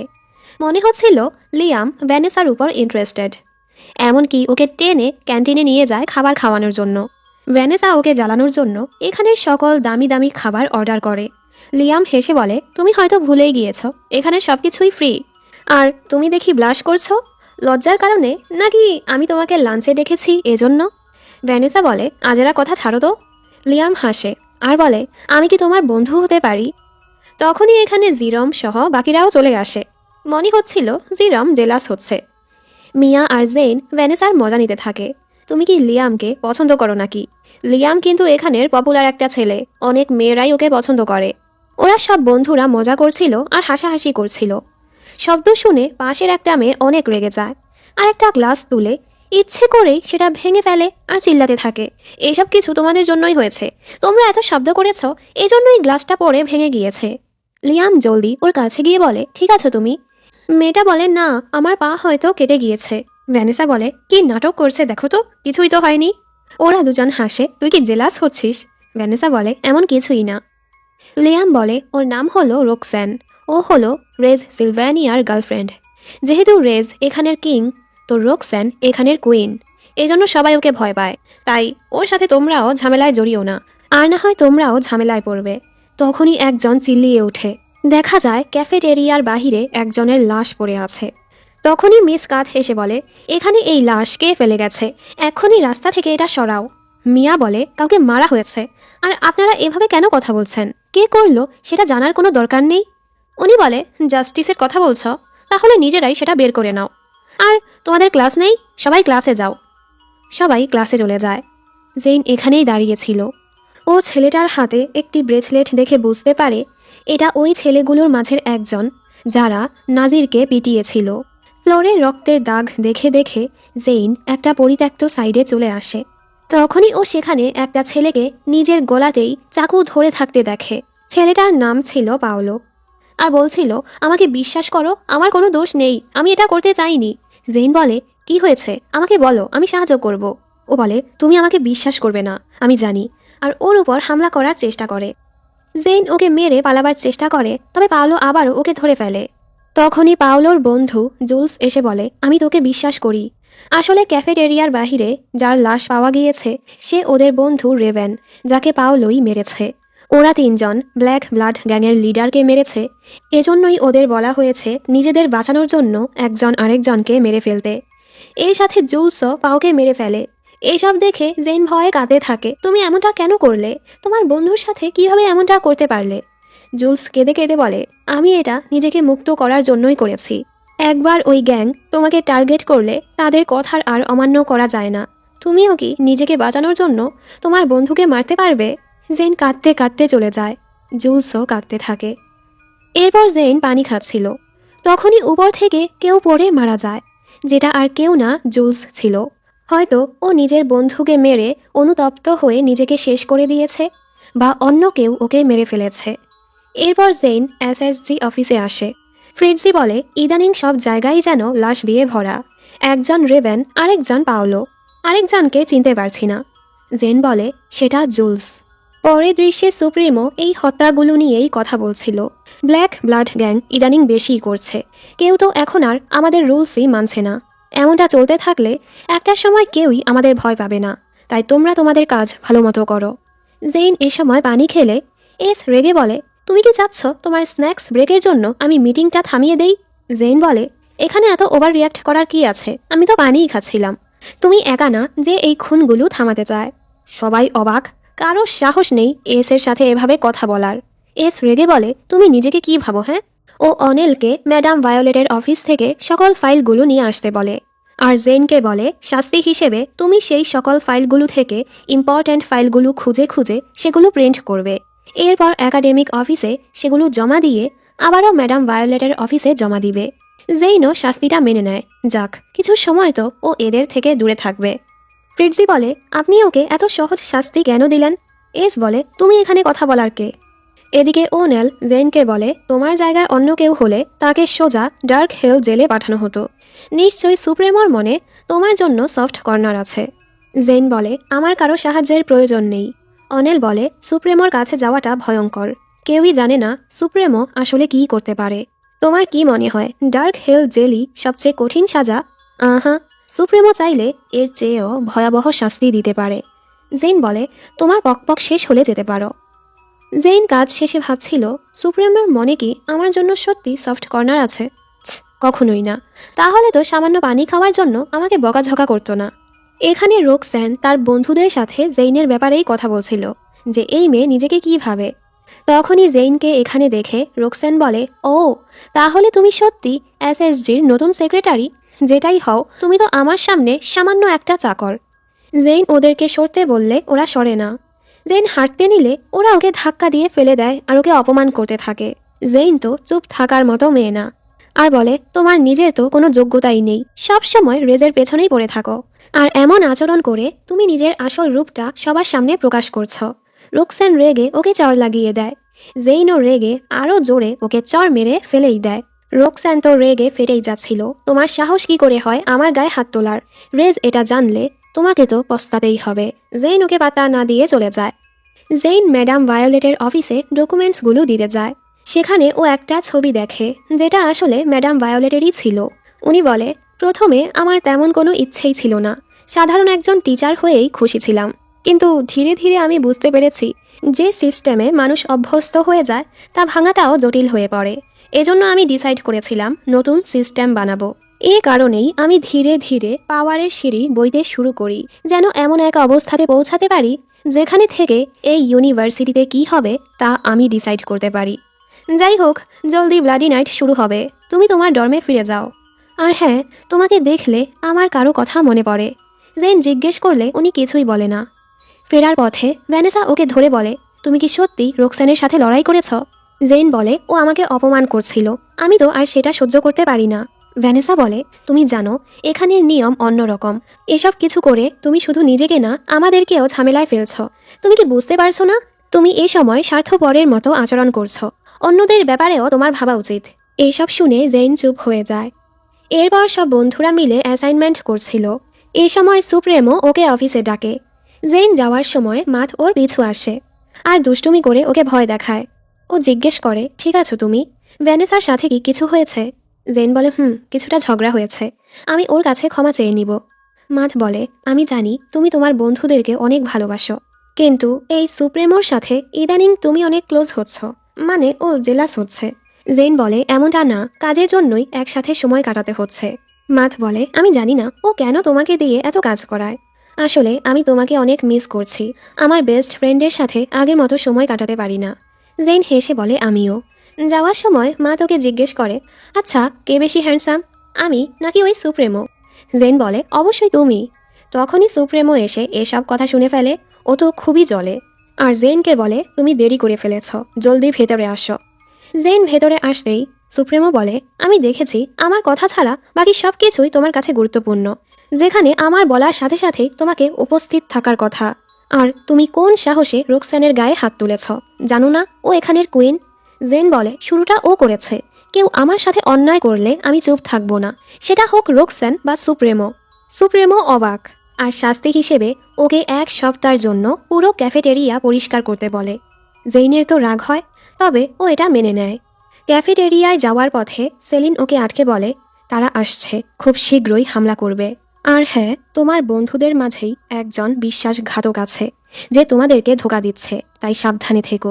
জেইন চিন্তায় পড়ে যায়, আর ক্যাফেটেরিয়ায় এসে পরিষ্কার করতে থাকে, আর মনে মনে এসকে বকছিল। এস পেছন থেকে আসে আর ওর পরিবারের ব্যাপারে জিজ্ঞেস করে। জেইন অবাক, ও এখানে গল্প করতে এসেছ? যাই হোক, ও বলতে থাকে, আমার মা খুবই কঠোর পরিশ্রমী, বড় বোন এলিসন সব কিছুতেই ভালো, অনেক সাহসী, সুন্দরীও। আমাদের 2 বোনকে নিয়ে মা সবসময় চিন্তায় থাকে, আমি আমার পরিবারকে অনেক মিস করছি। এস ওর বন্ধুদের ব্যাপারেও জিজ্ঞেস করে। জেন বলে, ওরা আমার দ্বিতীয় পরিবার, মিয়া হলো আমাদের গ্রুপের প্রাণ, দেব আর জিরোম মন খারাপের সময়ও হাসাতে পারে, আর ভেনেসা আসলে আমার থেকেও সাহসী, আর মাথ আমার সবচেয়ে কাছের আর বিশ্বস্ত বন্ধু। আমার ব্যাপারে তো শুনলে, এবার তোমারটা বলো। এস বলে, আমারটা অনেক লম্বা কাহিনী, অন্য সময় বলবো। এর মাঝে জেইনের কাজও শেষ হয়ে যায়। এখন বাজে 6:40। জেইন ডর্মে ফিরছিল, ওর মনে হচ্ছিল কেউ ওকে ফলো করছে। তখনই লাল মাস্কের কয়েকজন ওকে কিডন্যাপ করে নিয়ে যায়। আসলে ও রোকসানকে মেরেছে, এজন্যই রেজ ওকে ধরে এনেছে। তখনই রেজ এসে ওকে চড় মেরে বলে, তোমার সাহস কি করে হয় আমার কুইনকে মারার? তুমি কি কিছুতেই ভয় পাও না? তাই মনে হয় এবার তোমার বন্ধুদেরকেই হামলা করা উচিত। জেইনের তো অনেক রাগ হয়, আর বলে, আমি ভালো করেই জানি তুমি আসল রেজ না। আমি একবার রেজকে দেখেছি, তাই আমি ভালো করেই বুঝতে পারছি তুমি সে না, যেটা সত্য কথা। এবার তো এই লোক ভয় পেয়ে যায়। আমি সবার সাথে সাথে রোকসানকেও বোকা বানিয়েছি, আর তুমি বুঝে ফেলেছ। তুমি যদি এটা সিক্রেট রাখো, আমি তোমাকে ছেড়ে দিব, আর তোমার বন্ধুদেরও কিছু করব না। জেন ভেবে বলে, ঠিক আছে। এরপর ও জেনকে ছেড়ে দেয়। জেন বলে, আমি তোমার সিক্রেট কাউকেই বলবো না। আর যাওয়ার সময় ওকে একটা চড়ও মেরে যায়, কারণ এই বেটা তো ওকে একটা চড় মেরেছিল। এরপর জেইন ডর্মে ফিরছিল, কিন্তু এতক্ষণে ব্লাডি নাইট শুরু হয়ে গেছে। আশেপাশে হাঙ্গামা চলছিল। জেইন ভয়ে পালাতে থাকে, কিন্তু কয়েকজন ওকে ধরে ফেলে। জেইন তাদের সাথে লড়াই করে জলদি ডর্মে পৌঁছায়, তবে একজন গেটটা ধরে ফেলে। জেইন কোনোভাবে দরজাটা আটকে দেয়। তখনই মাত এসে ওকে সামলায়। জেইন অনেক ভয় পেয়ে গিয়েছিল। বাকিরাও চলে আসে। ভ্যানেসার রাগ হয়, তুমি কেন সবসময় আমাদেরকে চিন্তায় ফেলো? মাত বলে, এখন এমনটা বলো না। জেন বলে, ভ্যানেসা ঠিকই বলছে, আর ওর কাছে মাফও চায়। ও বুঝতে পারে ওর এমন বেপরোয়া আচরণের কারণে সবাই অনেক চিন্তায় থাকে। ভ্যানেসা মিয়া ওকে জড়িয়ে ধরে, যাক জেইন তো ঠিক আছে। জিরোম বলে, দেব কোথায়? ও তোমার সাথে ছিল না? ও তো এখনো ফিরেনি। ওরা আবারও চিন্তায় পড়ে যায়। জিরোম আর মাথ দেবকে খুঁজতে যেতে চাচ্ছিল। জেইন ওদের থামায়, বাহিরে যাওয়াটা খুবই রিস্ক, যদি তোমরাও সেখানে ফেসে যাও, তাই ভালো হয় আমরা দেবের জন্য এখানেই অপেক্ষা করি। চিন্তায় তো ওদের ঘুমই আসছিল না। অনেক রাতে দেব কিছুটা আহত অবস্থায় ফিরে আসে। ওরা বলে, তুমি কোথায় ছিলে? দেব বলে, ক্লাস শেষে আমি একটু হাওয়া খেতে গিয়েছিলাম, আর ব্লাডি নাইট শুরু হওয়াতে আমি একটা জায়গায় লুকিয়েছিলাম। আশেপাশে শান্ত হওয়ার পরই আমি ফিরে এসেছি। সরি তোমাদের চিন্তায় ফেলার জন্য, আর রুমে চলে যায়। ব্যাপারটা জেইনের আজব লাগে। রাতে জাগার ফলে সকালে ক্লাসের জন্য ওদের দেরি হয়ে যায়। ভ্যানেসা বলে, আজ তো আমাদের পরীক্ষা, পরীক্ষা খারাপ করলে আমরা তো টপ 10-এ যেতে পারবো না, আর এখান থেকে বেরো হতে পারবো না। জেইন বলে, চিল, কিচ্ছু হবে না। আসলে তো ও জানে পরীক্ষায় ভালো করুক বা না করুক, এতে ওরা টপ 10-এ যেতে পারবে না। যাদের কাছে পাওয়ার আছে তারাই টপ 10-এ যেতে পারে। যাই হোক, আমি যেভাবেই হোক আমার বন্ধুদের নিয়ে এখান থেকে বের হবই। মাত ওদের জন্য খাবার বানিয়েছে। সবাই তো খুশি খুশি খাবার খেতে থাকে। জেইনের এখনও দেবের উপর সন্দেহ হচ্ছিল। এরপর ওরা ক্যাম্পাসে আসে, যেখানের অবস্থা অনেক খারাপ ছিল।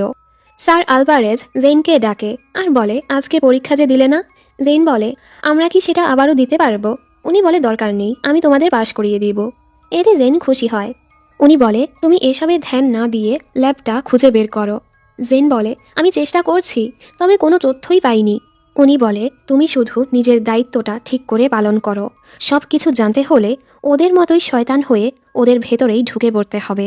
জেইন বলে, আমি এখনই মরতে চাই না, আমি শুধু আমার বন্ধুদের নিয়ে এখান থেকে বের হতে চাই। উনি বলে, তুমি সাবধানে থেকো। আজ রাতেও আরও ভয়ঙ্করভাবে ব্লাডি নাইট পার হয়।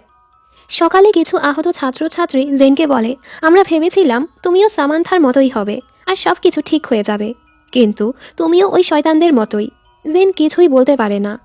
পরের দৃশ্যে ম্যাডাম ভায়োলেট আর ফ্রান্সেসকো এখানে আসে। ম্যাডাম ভায়োলেট বলে, আজ আমরা এখানে মৃত হেডমাস্টারের স্মরণের জন্য একত্রিত হয়েছি। মনে তো হচ্ছে এত বছর পর আমরা তার বানানো নিয়ম থেকে বের হতে পারছি। এ সময় একটা ছেলে চিল্লিয়ে বলে, আগের হেডমাস্টার মারা যায়নি, আপনারাই তাকে মেরে ফেলেছেন। উনি রেগে বলে, হ্যাঁ, আমরাই তাকে মেরেছি, এবার তোমাকেও মারব। আর এসএসজির দুজন ওকে ধরে নিয়ে যাচ্ছিল। ভ্যানেসা রেগে বলে, আগের হেডমাস্টারকে আপনারা মেরেছেন, তাহলে ও কেন শাস্তি পাবে? শাস্তি তো আপনাদের পাওয়ার কথা। উনি হেসে ভ্যানেসাকেও মারার আদেশ দেয়। জেন চিল্লিয়ে ওদের আটকায়, কেউ ভ্যানেসাকে হাতও লাগাবে না। ও কাউন্সিলের রুলসের আন্ডারে আছে, কেউ ওকে ছুলে খারাপ হয়ে যাবে। ম্যাডাম ভায়োলেট রেগে যায় আর বারবার ভুল করে ওকে সামান্থা বলছিল। জেন বলে, আমি কি ভুল কিছু বলেছি? এখানে কাউকে মৃত্যুদণ্ড দেওয়ার অধিকার একমাত্র সুপ্রেমোরই আছে। আমি এসএসজি সেক্রেটারি, আপনার মতামতে আপত্তি জানার অধিকার আমার আছে। ম্যাডাম ভায়োলেট সুপ্রেমোকে বলে, এক্ষুনি তোমার সেক্রেটারিকে শুধরাও। কিন্তু সুপ্রেমো উল্টো তালি বাজিয়ে বলে, ওর তো শাস্তি না, পুরস্কার পাওয়া উচিত। এই পর্যন্ত আমার যত সেক্রেটারি হয়েছে একমাত্র জেইনই বলতে পেরেছে এখানে মৃত্যুদণ্ড দেওয়ার অধিকার একমাত্র আমারই আছে। এতে ওনারা চুপ হয়ে যায়। মিস্টার ফ্রান্সেসকো ঘোষণা করে, কাল থেকে ব্লাডি উইক শুরু হবে, মানে এখন যে কোনো সময়ই যার যা ইচ্ছে তাই করতে পারবে। এই শুনে সবাই ভয় পেয়ে যায়। ম্যাডাম ভায়োলেট বলে, হয়তো এবার হেল ইউনিভার্সিটির অর্ধেক জনগণই মরতে চলেছে। জেইনের তো অনেক রাগ হয়। সবাই নিজেদের কাজে চলে যায়। বন্ধুরা সবাই একসাথে কথা বলছিল। জেইন ভ্যানেসাকে বলে, তুমি কি আমার মতো ঝামেলায় পড়তে চাচ্ছ? তুমি সেখানে কেন কথা বলতে গিয়েছ? ভ্যানেসা বলে, আর কত চুপ করে থাকবো। জেরম বলে, তুমি অনেক সাহসী, আমি তো তোমার আরও প্রেমে পড়ে গেছি। এই শুনে সবাই হাসে। জেইন বলে, স্যার আলভারেজ বলেছে আমাদেরকে পরীক্ষায় পাশ করিয়ে দিবে, কিন্তু কেউই কিছু বলে না। জেইন বলে, তোমরা খুশি না? আসলে ওরাও হেল ইউনিভার্সিটির সিক্রেটের ব্যাপারে জেনে গিয়েছে। ওরাও বুঝতে পেরেছে জেইন ওদের রক্ষা করার জন্যই এসব লুকিয়েছে, আর ওরা সহজে এখান থেকে বের হতেও পারবে না। জেইন বলে, আমি তোমাদের নিয়েই বের হব। ওরা বলে, তুমি কেন আমাদের জন্য নিজেকে ঝুঁকিতে ফেলছ? তুমি চাইলেই বের হতে পারো। জেইন বলে, আমি কখনোই তোমাদের একা ছাড়ব না। পরের দৃশ্যে জেইন ক্লাসে যাচ্ছিল। তখনই হুডি পরা এক মেয়ে জেনকে বলে, তুমি চাইলেই অনেক কিছু করতে পারতে। আমি তো ভেবেছিলাম তুমিও সামান্থার মতো আমাদের সাহায্য করবে, কিন্তু তুমি তো একটা ভীতু। জেন বলে, আমি সাধারণ একটা সেক্রেটারি, আমি কি করতে পারবো? আর ওই সামান্থাটা কে? সবাই কেন ওর সাথে আমার তুলনা করে? মেয়েটা বলে, আমাকে সাহায্য করো, দেখা যায় ওর পুরো শরীর পুড়ে আছে। ও বলে, আমাকে এক্সপেরিমেন্টের কাজে ব্যবহার করা হচ্ছে একটা সিরাম বানানোর জন্য। জেন বলে, ওরা কি তোমাকে ল্যাবে নিয়ে গিয়েছিল? সেটা কোথায়? মেয়েটা বলে, আমার মতো অবস্থা করতে না চাইলে ওদের পথে এসো না। জেন বলে, তুমি যদি আমায় কিছু নাই বলো, আমি কিভাবে তোমার সাহায্য করব? সেখানে কি আরও স্টুডেন্টও আছে? ল্যাবটা কোথায়? তবে মেয়েটা ভয় পেয়ে পালিয়ে যায়। তখনই নিকি এসে বলে, তুমি একটা বোকা, স্যার আলভারেজের থেকে দূরে থাকো। জেন কিছু না বলে চলে যায়। ও ক্যাফেটেরিয়া পরিষ্কার করছিল। সুপ্রেমো ওর কাছে আসে আর ওর কাজে সাহায্য করতে চায়। জেন বলে, আমায় একা ছেড়ে দাও। তবে সুপ্রেমো যায় না, আর ওর সাহায্য করতে গিয়ে দুজন অনেকটাই কাছে চলে আসে। জেইনের আজব লাগে, নিজে আমাকে শাস্তি দিয়েছে আর আবার নিজেই সাহায্য করতে চাচ্ছে। সুপ্রেমো বলে, তুমি সবসময় এরকম বেপরোয়া আচরণ করো না, তাহলেই আর ঝামেলায় পড়বে না। জেইন, তুমি ধীরে ধীরে আমার দুর্বলতা হয়ে যাচ্ছ। এই শুনে জেইন চুপ হয়ে যায়। সুপ্রেমো ওকে একটা গিফট দেয়। জেইন ওকে ধন্যবাদ বলে আর বলে, ব্লাডি নাইট শুরু হওয়ার আগে তোমার চলে যাওয়া উচিত। সুপ্রেমো হেসে বলে, আমার জন্য চিন্তা করছো? জেইন বলে, এমন কিছুই না। সুপ্রেমো বলে, তুমি চিন্তা করো না, আমি নিজেকে সামলাতে পারি। আর এখনও তোমার জন্য আমার অনেক কিছু করার বাকি আছে। মানে ও সরাসরি নিজের অনুভূতিটা বোঝাচ্ছিল। এরপর জেইন ডর্মে ফিরে আসে। আজও মাদ সবার জন্য খাবার বানিয়েছে। মিয়া বলে, আজ জলদি ফিরলে? জেইন বলে, সুপ্রেমো আমার কাছে সাহায্য করেছে। মানে এতক্ষণ ও সুপ্রেমোর সাথেই ছিল। ভ্যানেসা মজা করে বলে, তুমি কি ওকে পছন্দ করতে শুরু করেছ? জেইন বলে, এমন কিছুই না, আমরা তো বন্ধুও না, লাভার হওয়া তো দূরের কথা। এই শুনে মাদের অনেক রাগ হয় আর খাবারও খায় না। এরপর মাদ ওদের সবাইকে বলে, আজ রাত থেকেই ব্লাডি উইক শুরু হবে। নিজেদের রক্ষা করার জন্য আমি কিছু হাতিয়ার সংগ্রহ করেছি। জেইন বলে, এসব অন্যায়, আমরা হত্যাকারী না। তবে বাকিরা বলে, বেঁচে থাকতে হলে হাতিয়ার তুলে নিতেই হবে। পরদিন ওরা ক্যাম্পাসে ঢুকে দেখে দুটো মেয়ে খুবই বাজেভাবে মারামারি করছে। জেইন ওদের থামাতে চাচ্ছিল, তবে বাকিরা ওকে আটকায় যে জেইন কিছুই করতে পারবে না, উল্টো নিজেই আহত হবে। আর এই সময় একটা মেয়ে আরেকটা মেয়েকে মারতে মারতে পুরো মেরেই ফেলে। কেউ কিছুই করে না। জেইন হতাশায় কাঁদতে থাকে। ও দেখে এসো ওকে নিজের রক্ষার জন্য একটা চাকু উপহার দিয়েছে। এসবে ও আরও পেরেশান হয়ে যায়। এত হাঙ্গামা খুন খারাপির শব্দ শুনে জেইন তো পাগলই হয়ে যাচ্ছিল। পরদিন জেইন আবারও সেই আজব মেয়েটাকে দেখতে পায়। মেয়েটা ওকে একটা জায়গায় নিয়ে আসে। জেইন জিজ্ঞেস করে, ওই সিক্রেট ল্যাবটা কোথায়? মেয়েটা কিছু বলার আগেই নিকি এসে মেয়েটাকে মেরে ফেলে। জেইন ভয়ে চিল্লাতে থাকে। নিকি বলে, ও তো এমনিতেই মরতো, আমি ওর কষ্টটা কমিয়ে দিলাম। জেইন রেগে বলে, তুমি এসব কেন করছো? নিকি বলে, আমি তো আমাদেরকে বাঁচিয়েছি। আর ভালো হয় তুমি ওই স্যার আলভারেজ থেকে দূরে থাকো। এখানে যা যা হচ্ছিল জেইন এসবে খুবই হয়রান। ও জানে না ও এখানে কাকে বিশ্বাস করবে। ও কিছু করতে না পেরে খুবই অসহায় অনুভব করছিল। ব্লাডি উইকে তো এখানে অবস্থা আরও খারাপ হয়ে যায়। একজন টিচার এক ছাত্রীকে অনেক অপমান করছিল, পড়া বুঝতে পারছিল না এ কারণে। এতে মেয়েটা রেগে টিচারকে মেরেই ফেলে। আর কেউ কিছুই বলে না। এই ভয়ানক ঘটনা দেখে সবাই অবাক। সামনে আরও কি কি হতে চলেছে সেটা তো কেউ জানেও না। এসবে পেরেশান হলেও জেইন বন্ধুদের জন্য নিজেকে শক্ত করে। ওদেরকে তো এখান থেকে বের হতে হবে। জেইন এরপর সুপ্রেমোর সাথে ক্যাফেটেরিয়াতে ছিল আর ভাবে, ওর উপর আমার রাগ হয় যে ও ব্লাডি উইকটা আটকালো না। কিন্তু ও যেভাবে ম্যাডাম ভায়োলেটের সামনে আমাকে বাঁচালো, এতে আমি খুশি। ও কি আমাকে বন্ধু ভাবে? তখনই ওরা দেখতে পায় একটা ছেলেকে কেউ বিষ খাইয়ে দিয়েছে, যার অবস্থা খুবই খারাপ। সুপ্রেমো ওকে একটা নোটস দেয় যেখানে সকল ছাত্রছাত্রীদের নাম লেখা। সুপ্রেমো জেইনকে বলে ছেলেটার নামের জায়গায় ক্রস করে দিতে, মানে ছেলেটা মারা গিয়েছে। জেইন রেগে বলে, ও এখনও বেঁচে আছে, ওকে নার্সিং রুমে নিয়ে চলো। সুপ্রেমো বলে, এখন ওকে বাঁচিয়ে নিলে পরে ওর দুশ্মনরা ঠিকই ওকে মেরে ফেলবে, তাই সময় নষ্ট করছো কেন?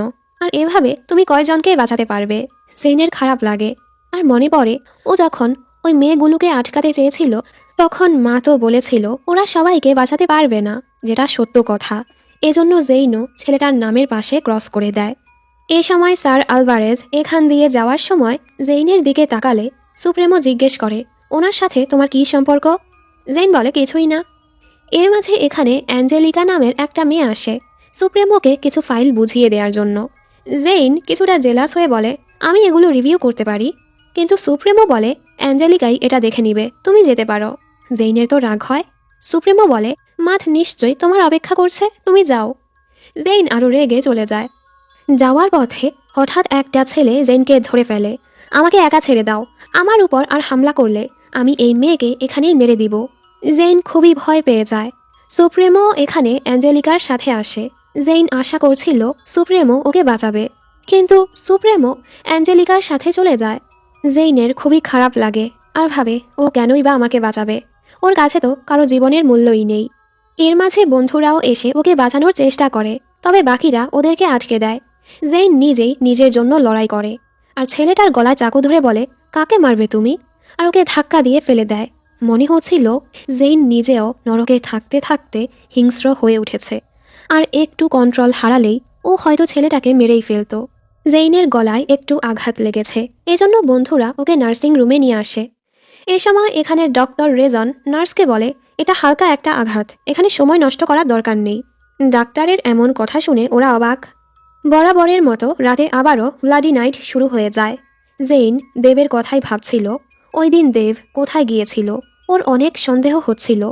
এজন্য জেইন ছেলেদের রুমে যায়, কিন্তু ও দেখে রুমে তো মাথ, জিরম, দেব কেউই নেই। তখনই ভ্যানেসা এসে বলে, আসলে আমি কিছুদিন ধরেই এটা খেয়াল করছি, ব্লাডি নাইট হতেই ছেলেরা কোথায় যেন চলে যায়। জেইন তো এখনই বাহিরে গিয়ে ওদেরকে খুঁজতে যাচ্ছিল, তবে ভ্যানেসা ওকে আটকে বলে, আমরা একসাথে থাকি, আমার অনেক ভয় হচ্ছে। এজন্য জেইনও থেমে যায়। সকালবেলা জিরোম জোরে জোরে সাহায্যের জন্য ডাকছিল। জেইন ভয় পেয়ে জলদি রুম থেকে বের হয়, কিন্তু আসলে তো সবাই ওকে সারপ্রাইজ দেয়, কারণ আজ জেইনের জন্মদিন। এই নরকের মাঝেও ওরা যেন একটুখানি শান্তি খুঁজে নেয়। সবাই ওকে জন্মদিনের উইশ করে। মা তো ওকে জন্মদিনের উইশ করে আর ওর গালে একটা চুমু দিয়ে দেয়, সাথে ওকে একটা নোটও দিয়েছে। জেইন তো খুবই খুশি, বন্ধুরাও ওদের জন্য অনেক খুশি আর ওদের মজাও নিচ্ছিল। আজ তো জেইন অফিসে এসেও শুধু হেসেই যাচ্ছিল, যা দেখে সুপ্রেমোর আজব লাগে আর জিজ্ঞেস করে, তুমি কেন এতটা খুশি? জেইন বলে, এটা জানার তোমার দরকার নেই। সুপ্রেমো অবাক আর সবাইকে জিজ্ঞেস করে, আজ কি সেলিব্রেট করার মতো কোনো দিন? ওরা বলে, জানি না তো। সুপ্রেমো রেগে সবাইকে চলে যেতে বলে। জেইনও খুশি খুশি চলে যেতে নিলে সুপ্রেমো ওকে আটকায়। এত খুশি কেন তুমি? জেইন বলে, আমি কি হাসতেও পারবো না? আমি কেন হাসছি তা জানার চেষ্টা করে সময় নষ্ট না করে আশেপাশে যা ঘটছে সেসবে মনোযোগ দাও। সুপ্রেমো বিরক্ত হয়ে বলে, হ্যাঁ যাও এখান থেকে, আমাকে একা ছেড়ে দাও। জেইন বলে, যাচ্ছি তো। এরপর জেইন ভাবছিল, আমি কেন হাসছি, এতে তার সমস্যা কি? তার তো নিজের রাস্তায় চলা উচিত, যেমনটা কাল সে আমার সাহায্য না করেই চলে গিয়েছিল। এ সময় এখানে অ্যাঞ্জেলিকা আসে আর বলে, সুপ্রেমো ঠিকই বলেছে, গতকাল ও তোমার সাহায্য করতে চেয়েছিল, তবে ও নিজেকে আটকে দিয়েছে, কারণ তোমার উপর ওর বিশ্বাস ছিল। এসব বলে ও চলে যায়। ওর কথা শুনে জেইন অবাক হয়। এরপর জেইন ওর বন্ধুদের সাথে ছিল। তখনই সুপ্রেমো এসে জেইনকে ডেকে নিয়ে যায়। জেইন বলে, কি চাও তুমি? সুপ্রেমো বলে, তুমি তো আমাকে চিন্তায় মেরেই ফেলছিলে, যে তুমি কেন এতটা খুশি? আর ওকে আদর করে বলে, হ্যাপি বার্থডে জেইন। জেইন খুশি হয়। ও ভাবত সুপ্রেমো ওর কেয়ারই করে না, কিন্তু সুপ্রেমো ঠিকই সবসময়ই ওর খবর রাখে, ওর কেয়ার করে। আর এই ছোট্ট একটা জিনিসে জেইন অনেক খুশি হয়ে যায়। তখনই হঠাৎ মাইকে ঘোষণা হয়। মিস্টার ফ্রান্সিসকো বলে, ব্লাডি উইকটা কি বোরিং লাগছে? তাহলে চলো এটাকে আরও এক্সাইটিং করার জন্য একটা গেম খেলা যাক। সবাই সবার লকার চেক করো, সেখানে একটি করে কাগজ পাবে, আর সেই কাগজে কারো নাম লেখা থাকবে। ব্লাডি উইক শেষ হওয়ার আগেই তোমাদেরকে তাকে মারতে হবে। যদি তোমাদের কাগজে কারো নাম না লেখা থাকে, এর মানে তোমাকেই মারার জন্য বাছাই করা হয়েছে। এই শুনে তো সবাই ভয় পেয়ে যায় আর জলদি জলদি নিজেদের লকার চেক করতে থাকে। জেন তো অনেক ভয় পেয়ে যায় আর সুপ্রেমোকে জিজ্ঞেস করে, তুমি কি এ ব্যাপারে জানতে? সুপ্রেমো বলে, না। সবাই জলদি জলদি লকার খুলে। যাদের কাগজে কারো নাম ছিল তারা তো খুশি, কিন্তু যাদের কাগজে কোনো নাম ছিল না তারা কাঁদছিল, কারণ তাদেরকেই মরতে হবে। সুপ্রেমো জেনকে সামলায় আর ওকে লকারটা খুলতে বলে। জেন ঘাবড়েছিল। সুপ্রেমো বলে, আমি তোমার সাথে আছি, সবসময় তোমার পাশেই থাকবো। জেন বলে, কি হবে যদি আমার কোনো বন্ধুর নাম থাকে, যদি তোমার নাম থাকে? সুপ্রেমো বলে, আগে দেখো, এরপর আমরা ভাববো। জেন ধীরে ধীরে লকারটা খোলে, তবে ওর কাগজে কোনো নামই ছিল না, মানে জেইনকেই মারার জন্য বাছাই করা হয়েছে। সুপ্রেমোর ওর জন্য চিন্তা হয়। রাতে আবারও ব্লাডি নাইট শুরু হয়। চিন্তায় জেইনের ঘুমই আসছিল না। কাকে ওকে মারার জন্য টাস্ক দেয়া হয়েছে সেটা তো ও জানে না। এবার তো ওর নিজেকে রক্ষা করতে হবে। এই সময় শব্দ শুনে ও রুমের বাহিরে যায়। ও ছেলেদের রুমে গিয়ে দেখে রুমে তো কেউই নেই। এবার জেইন ভেবে নেয়, আজ ও বাহিরে গিয়ে দেখবে ওর বন্ধুরা আসলে কোথায় যায়, কি কারণেই যায়। এজন্য জেইন কালো পোশাক পরে বের হয়ে পড়ে। নিজের রক্ষার জন্য চাকুও নিয়ে নেয়। সামনেই ব্ল্যাক ব্লাড গ্যাংয়ের কিছু ছেলেদের দেখে জেইন জলদি লুকিয়ে পড়ে। এ সময় একটি বিড়ালের কারণে জেইন প্রায় ধরা পড়তেই যাচ্ছিল, তবে ছেলেগুলো ভাবে এমনিতেই বিড়ালের শব্দ হচ্ছে। ওরা কারো একজনের ব্যাপারে কথা বলছিল, যে সে কিছুদিনই হলো আমাদের গ্যাংয়ে জয়েন হয়েছে আর বস তাকে লিডার বানিয়ে দিচ্ছে। বসের তো উচিত ছিল আমাদের মাঝের কাউকে বাছাই করা। আরেকজন বলে, বসের তার উপর বিশ্বাস আছে, তাই আমরা আর কি করব। চল চল জলদি যাই, আর না হয় বস রেগে যাবে। জেইনও ওদের পিছু যেতে নিচ্ছিল, তখনই কালো মাস্কের একটা মেয়ে এসে ওকে আটকে দিয়ে বলে, আমি চাই তুমি সব কিছু দেখো। এর সাথে কাহিনী ফ্ল্যাশব্যাকে যায়। যখন মিস্টার ফ্রান্সিসকো ঘোষণা করেছিল লকারের নোটে যার নাম লেখা থাকবে তাকে মারতে হবে, আর কোনো নাম না থাকলে তাকেই মারার জন্য বাছাই করা হয়েছে। এসবে সবাই যখন চিন্তায় ছিল, সেই রাতে মা তো পেরেশানিতে ড্রিঙ্ক করছিল। জেন বলে, তুমি খুবই মাতাল হয়ে গেছ। মাত বলে, তাতে কি হয়েছে, এরপরও তো আমি জানি তুমি অনেক সুন্দর। জেন বলে, আমাদের জীবন ঝুঁকিতে আর তুমি মাতাল হয়ে পড়ে আছো। আর তোমার লকারে কার নাম ছিল? মাত বলে, এসবে আমি পাত্তা দেই না, আসলে কারো কিছুতেই আমার কিছু আসে যায় না, আমি শুধু একজনকেই চাই। জেইন, তুমি কি আমার কুইন হবে? জেইন বলে, তুমি অনেক মাতাল হয়ে গেছো, চলো ঘুমাবে। এই সময় ও খেয়াল করে মাদের শরীরে অনেক আঘাতের চিহ্ন। জেইন বলে, এটা কিভাবে হলো? মাত বলে, স্ট্রেস টেস্ট করতে গিয়ে এমনটা হয়েছে, চিন্তা করো না। যদিও ব্যাপারগুলো সন্দেহজনক, এরপরও জেইন ওর বন্ধুকে বিশ্বাস করে আর মাতকে সামলে বিছানায় নিয়ে শুয়ে দেয়। জেইন ওর মনটা ভালো করতে গল্প শোনায়, কিছুটা সিন্ডারেলার গল্পের মতো, আবার নিজেও কিছুটা মিক্স করে। ও বলে, একটা মেয়ে ছিল যে ফেমাস ছিল না, ধনীও ছিল না, তবে খুবই দয়ালু মনের ছিল। একটা সময় তার সৎ মা আর দুটো সৎ বোন হয়। তারা মেয়েটাকে খুবই অত্যাচার করত, যে কারণে একটা সময় মেয়েটা ইনসিকিউর হয়ে পড়ে, নিজেকে তুচ্ছ মনে করতে থাকে যে ওর কোনো মূল্যই নেই। কিন্তু এক রাতে তাদের গ্রামে একটা নাচের অনুষ্ঠান হয়। যদিও সেখানে যাওয়ার জন্য মেয়েটার অনুমতি ছিল না, এরপরও মেয়েটা সেখানে যায়। মাত বলে, সেখানে প্রিন্স কে ছিল? জেন বলে, মাত।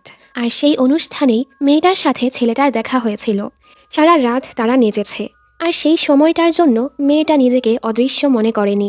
তবে মেয়েটাকে 12টার আগেই বাসায় ফিরতে হবে, এই জন্য মাতের মনটা খারাপ হয়েছে। তবে এরপরও তারা তাদের সুন্দর সময়টুকু নষ্ট করে না, তারা কোনো কিছুর পরোয়া না করে নিজেদের সময়টুকু এনজয় করেছে। আসলে এসব বলে জেইন ওর মনটা ভালো করার চেষ্টা করছিল, আর এটাও বোঝাচ্ছিল যখন থেকে জেইনের জীবনে মাত এসেছে, জেইনও খুশি থাকতে শুরু করেছে। মাত বলে, তারা এত সহজে প্রেমে পড়ে গেল। গল্পটা সুন্দর, তবে বাস্তবতা অন্যরকম। যদিও মেয়েটা ছেলেটার সাথে অনেক সময় ধরে ছিল, কিন্তু একটা সময় মেয়েটার সাথে নতুন একজনের দেখা হয়, আর মেয়েটা তার প্রেমে পড়ে যায়। এটা সত্যি, তাই না জেইন? আসলে ও এর কথা বলছিল। জেইন তো চুপ হয়ে যায় আর বলে, তোমার রেস্ট নেওয়া উচিত। ও চলে যেতে নিলে মাত ওকে আটকে বলে, প্রমিস করো আমাকে, তুমি যদি কখনো সত্যিকার কাউকে ভালোবাসো তাহলে তুমি আর নিজেকে আটকে রেখো না, মন খুলে তাকে ভালোবেসো। জেন বলে, তুমি এমনটা কেন বলছ? মাত বলে, কারণ আমি তোমাকে দুঃখী দেখতে চাই না, তোমাকে খুশি দেখতে চাই। জেন বলে, আমার মনে হয় না আমি এরকম কিছু করতে পারবো, আর ওকে ঘুমাতে বলে চলে যায়। পরদিন সকালেও বরাবরের মতো অনেকজন আহত ছিল। হঠাৎ জিরম এসে দুষ্টুমি করে জেনকে ভয় দেখিয়ে দেয়। এ সময় ওরা দেখে ভ্যানেসা লিয়ামের সাথে হেসে হেসে কথা বলছে, মনে হচ্ছিল ওদের মাঝে তো কিছু চলছে। জিরমও কিছুটা জেলাস হয়। জেন জিজ্ঞেস করে, তোমার লকারের নোটে কার নাম লেখা ছিল? জিরম বলে, অচেনা একজনের, আর ব্যাপারটা সিক্রেটই থাকা ভালো, তাই না? জেন বলে, তুমি কি তাকে মারতে পারবে? জিরম বলে, নিজেকে বাঁচাতে হলে তাকে তো মারতেই হবে, আর হেসে ব্যাপারটা উড়িয়ে দেয়। জিরম বলে, তোমার লকারে কার নাম ছিল? জেন চুপ হয়ে যায়। জিরম ব্যাপারটা বুঝতে পারে আর জিজ্ঞেস করে, মাত এ ব্যাপারে জানে? জেন বলে, ও মাতাল ছিল, কিভাবে বলতাম। তখনই ওরা সামনে মিয়াকে দেখতে পায়। হঠাৎ একটা মেয়ে এসে মিয়ার উপর হামলা করে দেয়, কারণ মেয়েটার লকারে মিয়ার নাম লেখা ছিল, মানে মেয়েটাকে বাঁচার জন্য মিয়াকে মারতে হবে। জেইন আর জিরম জলদি ওকে আটকাতে যায়। মিয়াও রেগে মেয়েটার উপর হামলা করতে চাচ্ছিল। জিরম আর জেইন ওদের থামানোর চেষ্টা করে, মেয়েটা তো মিয়াকে মারার চেষ্টা চালিয়েই যাচ্ছিল। এই সময় মিয়াও কুটা নিয়ে মেয়েটাকে অনেক আঘাত করে। ওরা তো অবাক। মিয়া যখন বুঝতে পারে ও কি করে ফেলেছে, ও পুরো স্তব্ধ হয়ে যায়। মেয়েটা কি বেঁচে আছে? মিয়ার অবস্থাও অনেক খারাপ হয়ে যায়। জেন বলে, তুমি শুধু নিজেকে বাঁচানোর চেষ্টা করেছ। ওরা মেয়েটাকে ছেড়েই জলদি মিয়াকে নিয়ে নার্সিং রুমে যায়, কিন্তু ম্যাডাম ভায়োলেটের আদেশে নার্সিং রুম বন্ধ করে দেওয়া হয়েছে। ওদের অনেক অনুরোধেও নার্স দরজাটা খোলে না। মিয়ার অবস্থা অনেক খারাপ। জেইন ওদেরকে মিয়াকে সামলাতে বলে জলদি এসএসজি অফিসে যায় আর এসকে অনুরোধ করে, প্লিজ নার্সিং রুমটা খুলে দাও, আমাদের সাহায্য করো, আর না হয় মিয়া মারা যাবে। এস বলে, এসবের জন্য আমার কাছে সময় নেই, আমি তোমার সাহায্য করতে পারবো না। এবার তো জেইন বের করে এসকেই ধমকায়। সবাই অবাক, এই চাকু তোমার কাছে কিভাবে আসলো? এটা তো এসের, মানে এস ওকে যেটা দিয়েছে ও সেটা দিয়েই এসকে ধমকাচ্ছিল। এসও পুরো স্তব্ধ হয়ে যায়। তুমি নাম্বার 1 রুল ভঙ্গ করছো, এর পরিণতি কি হতে চলেছে তোমার ধারণাও নেই। জেইন বলে, তুমি শুধু নার্সিং রুমের দরজা খুলে দাও, শুধু মিয়া না, অনেকেই আহত হয়ে পড়ে আছে, তাই সাহায্য করো। একমাত্র তোমার কাছেই এসব কিছু বন্ধ করার পাওয়ার আছে। এস বলে, আমিও ম্যাডাম ভায়োলেটের আদেশ অমান্য করতে পারি না, তবে আমি শুধু তোমার সাহায্যই করতে পারবো, বাকিদেরটা পারবো না। কিন্তু মনে রেখো, এটা ফ্রি না। জেইন বলে, আমার কিচ্ছু আসে যায় না, এর পরিণতি কি হবে? এস বলে, ঠিক আছে চলো, আর এটা নিজের কাছেই রাখো। মাত্র যা করেছ, এখন থেকে তোমার এটা আরও প্রয়োজন পড়বে। এরপর এস গিয়েই নার্সকে বলতেই নার্স দরজাটা খুলে দেয়। নার্স বলে, ম্যাডাম ভায়োলেটের আদেশের কি হবে? এস বলে, যেটা বলেছি সেটা করো, শুধু মিয়ার চিকিৎসা করো আর আবারও দরজাটা আটকে দাও। এরপর মিয়ার চিকিৎসা শুরু হয়। বন্ধুরা তো অনেক চিন্তায় ছিল। পরের দৃশ্যে দেখানো হয় পুরো ক্যাম্পাসে মারামারি চলছে, কারণ সবাই নিজেদের বাঁচানোর জন্য নিজেদের টাস্ক অনুযায়ী তাদের টার্গেটকে মারার জন্য উঠে পড়ে লেগেছে। ব্ল্যাক ব্লাড গ্যাং আর ডেভিল গড ওয়ারিয়র গ্যাংয়ের মাঝেও মারামারি চলছিল। এখানে এস জেইনের কাছে আসে। জেইন বলে, যা শাস্তি দেওয়ার আমাকে দাও, তবে আমার বন্ধুদের এসবে জড়িও না। এস বলে, তুমি সবসময় এতটা কেয়ারলেস কেন? জেইন বলে, চলো সাইডে গিয়ে কথা বলি। এস ওর হাত সরিয়ে বলে, এভাবে আমাকে টেনে টেনে নিয়ে যাওয়াটা কি তোমার অভ্যাস হয়ে গেছে? একমাত্র তুমি আমার সাথে এমন আচরণ করো। জেন বলে, আমার শাস্তির ব্যাপারে বলো, আমাকে কি 2 মাসের জন্য ক্যাফেটেরিয়া পরিষ্কার করতে হবে, নাকি পুরো ক্যাম্পাসটা 1 সপ্তাহের জন্য পরিষ্কার করতে হবে? এস বলে, না, তোমার শাস্তি মৃত্যু। জেন চুপ হয়ে যায়। এস বলে, আমি তোমাকে শনিবার পর্যন্ত সময় দিচ্ছি মুক্ত হয়ে বাঁচার জন্য, তোমার যা ইচ্ছে তাই করো, কিন্তু শনিবার রাতে তোমাকে এখানেই ফিরে আসতে হবে। হেল ইউনিভার্সিটি একটা ব্যালেন্সের মাঝে চলে, এখানে নিয়ম আছে। তুমি সুপ্রেমোকে থ্রেট করেছ, আর একমাত্র মৃত্যুই হচ্ছে এর ভর্তুকি। সরি, এখানে আমার কিছুই করার নেই। জেইন ওর বন্ধুদের বাঁচানোর জন্য মৃত্যুটাকেও মেনে নেয় আর বলে, দয়া করে এটা আমার বন্ধুদের জানিও না। এস বলে, ঠিক আছে। কাহিনী আসে বর্তমানে, যখন মেয়েটা বলে, আমি চাই তুমি সব কিছু দেখো, আর জেইনকেও একটা কালো মাস্ক দেয়। আসলে মেয়েটা হলো নিকি। ও জেইনকে ছেলে সাজিয়ে ব্ল্যাক ব্লাড গ্যাংয়ের আস্তানায় নিয়ে যায়। বাকি ছেলেরা ওকে আটকাতে নিলে নিকি বলে, ও আমার সাথে, এজন্য কেউ কিছুই বলে না। লাল চুলের ছেলেটা, যার নাম লিউক, ওর তো সন্দেহ হচ্ছিল, আর ওকে টাচ করতে নিলে জেইন ওকে সরিয়ে দেয়। লিউক বলে, চিল। তখনই আরেকজন এসে ওকে ডেকে নিয়ে যায়। এখানে সবাই নিকিকে অনেক সম্মান করছিল। আমরা জানতে পারি নিকি আসলে ব্ল্যাক ব্লাড গ্যাংয়ের লিডার নাজির লুমিয়ার গার্লফ্রেন্ড, এজন্যই ওর এতটা ভাব। ওরা তো সবার সামনে এখানে কিসও করে। লিউক এখনও জেনকে ঘুরে যাচ্ছিল। নাজির লুমিয়া তার ভাষণ শুরু করে, এই জায়গাটাকে আমরা আমাদের বানিয়েই ছাড়ব। অনেক বছর ধরে আমরা চুপ করেছিলাম, আমাদের কত সদস্যকে মরতে দেখেছি, তবে আর না। এবার তাদের চেষ্টা করতে দাও। কাল থেকে আমাদের খেলা শুরু হবে। আমরা শুধু লড়াই করব না, আমরা এখান থেকে বের হব। আজ না হোক কাল, একদিন না একদিন এখানের দেয়াল ভেঙে আমি তোমাদের সবাইকে মুক্ত করব।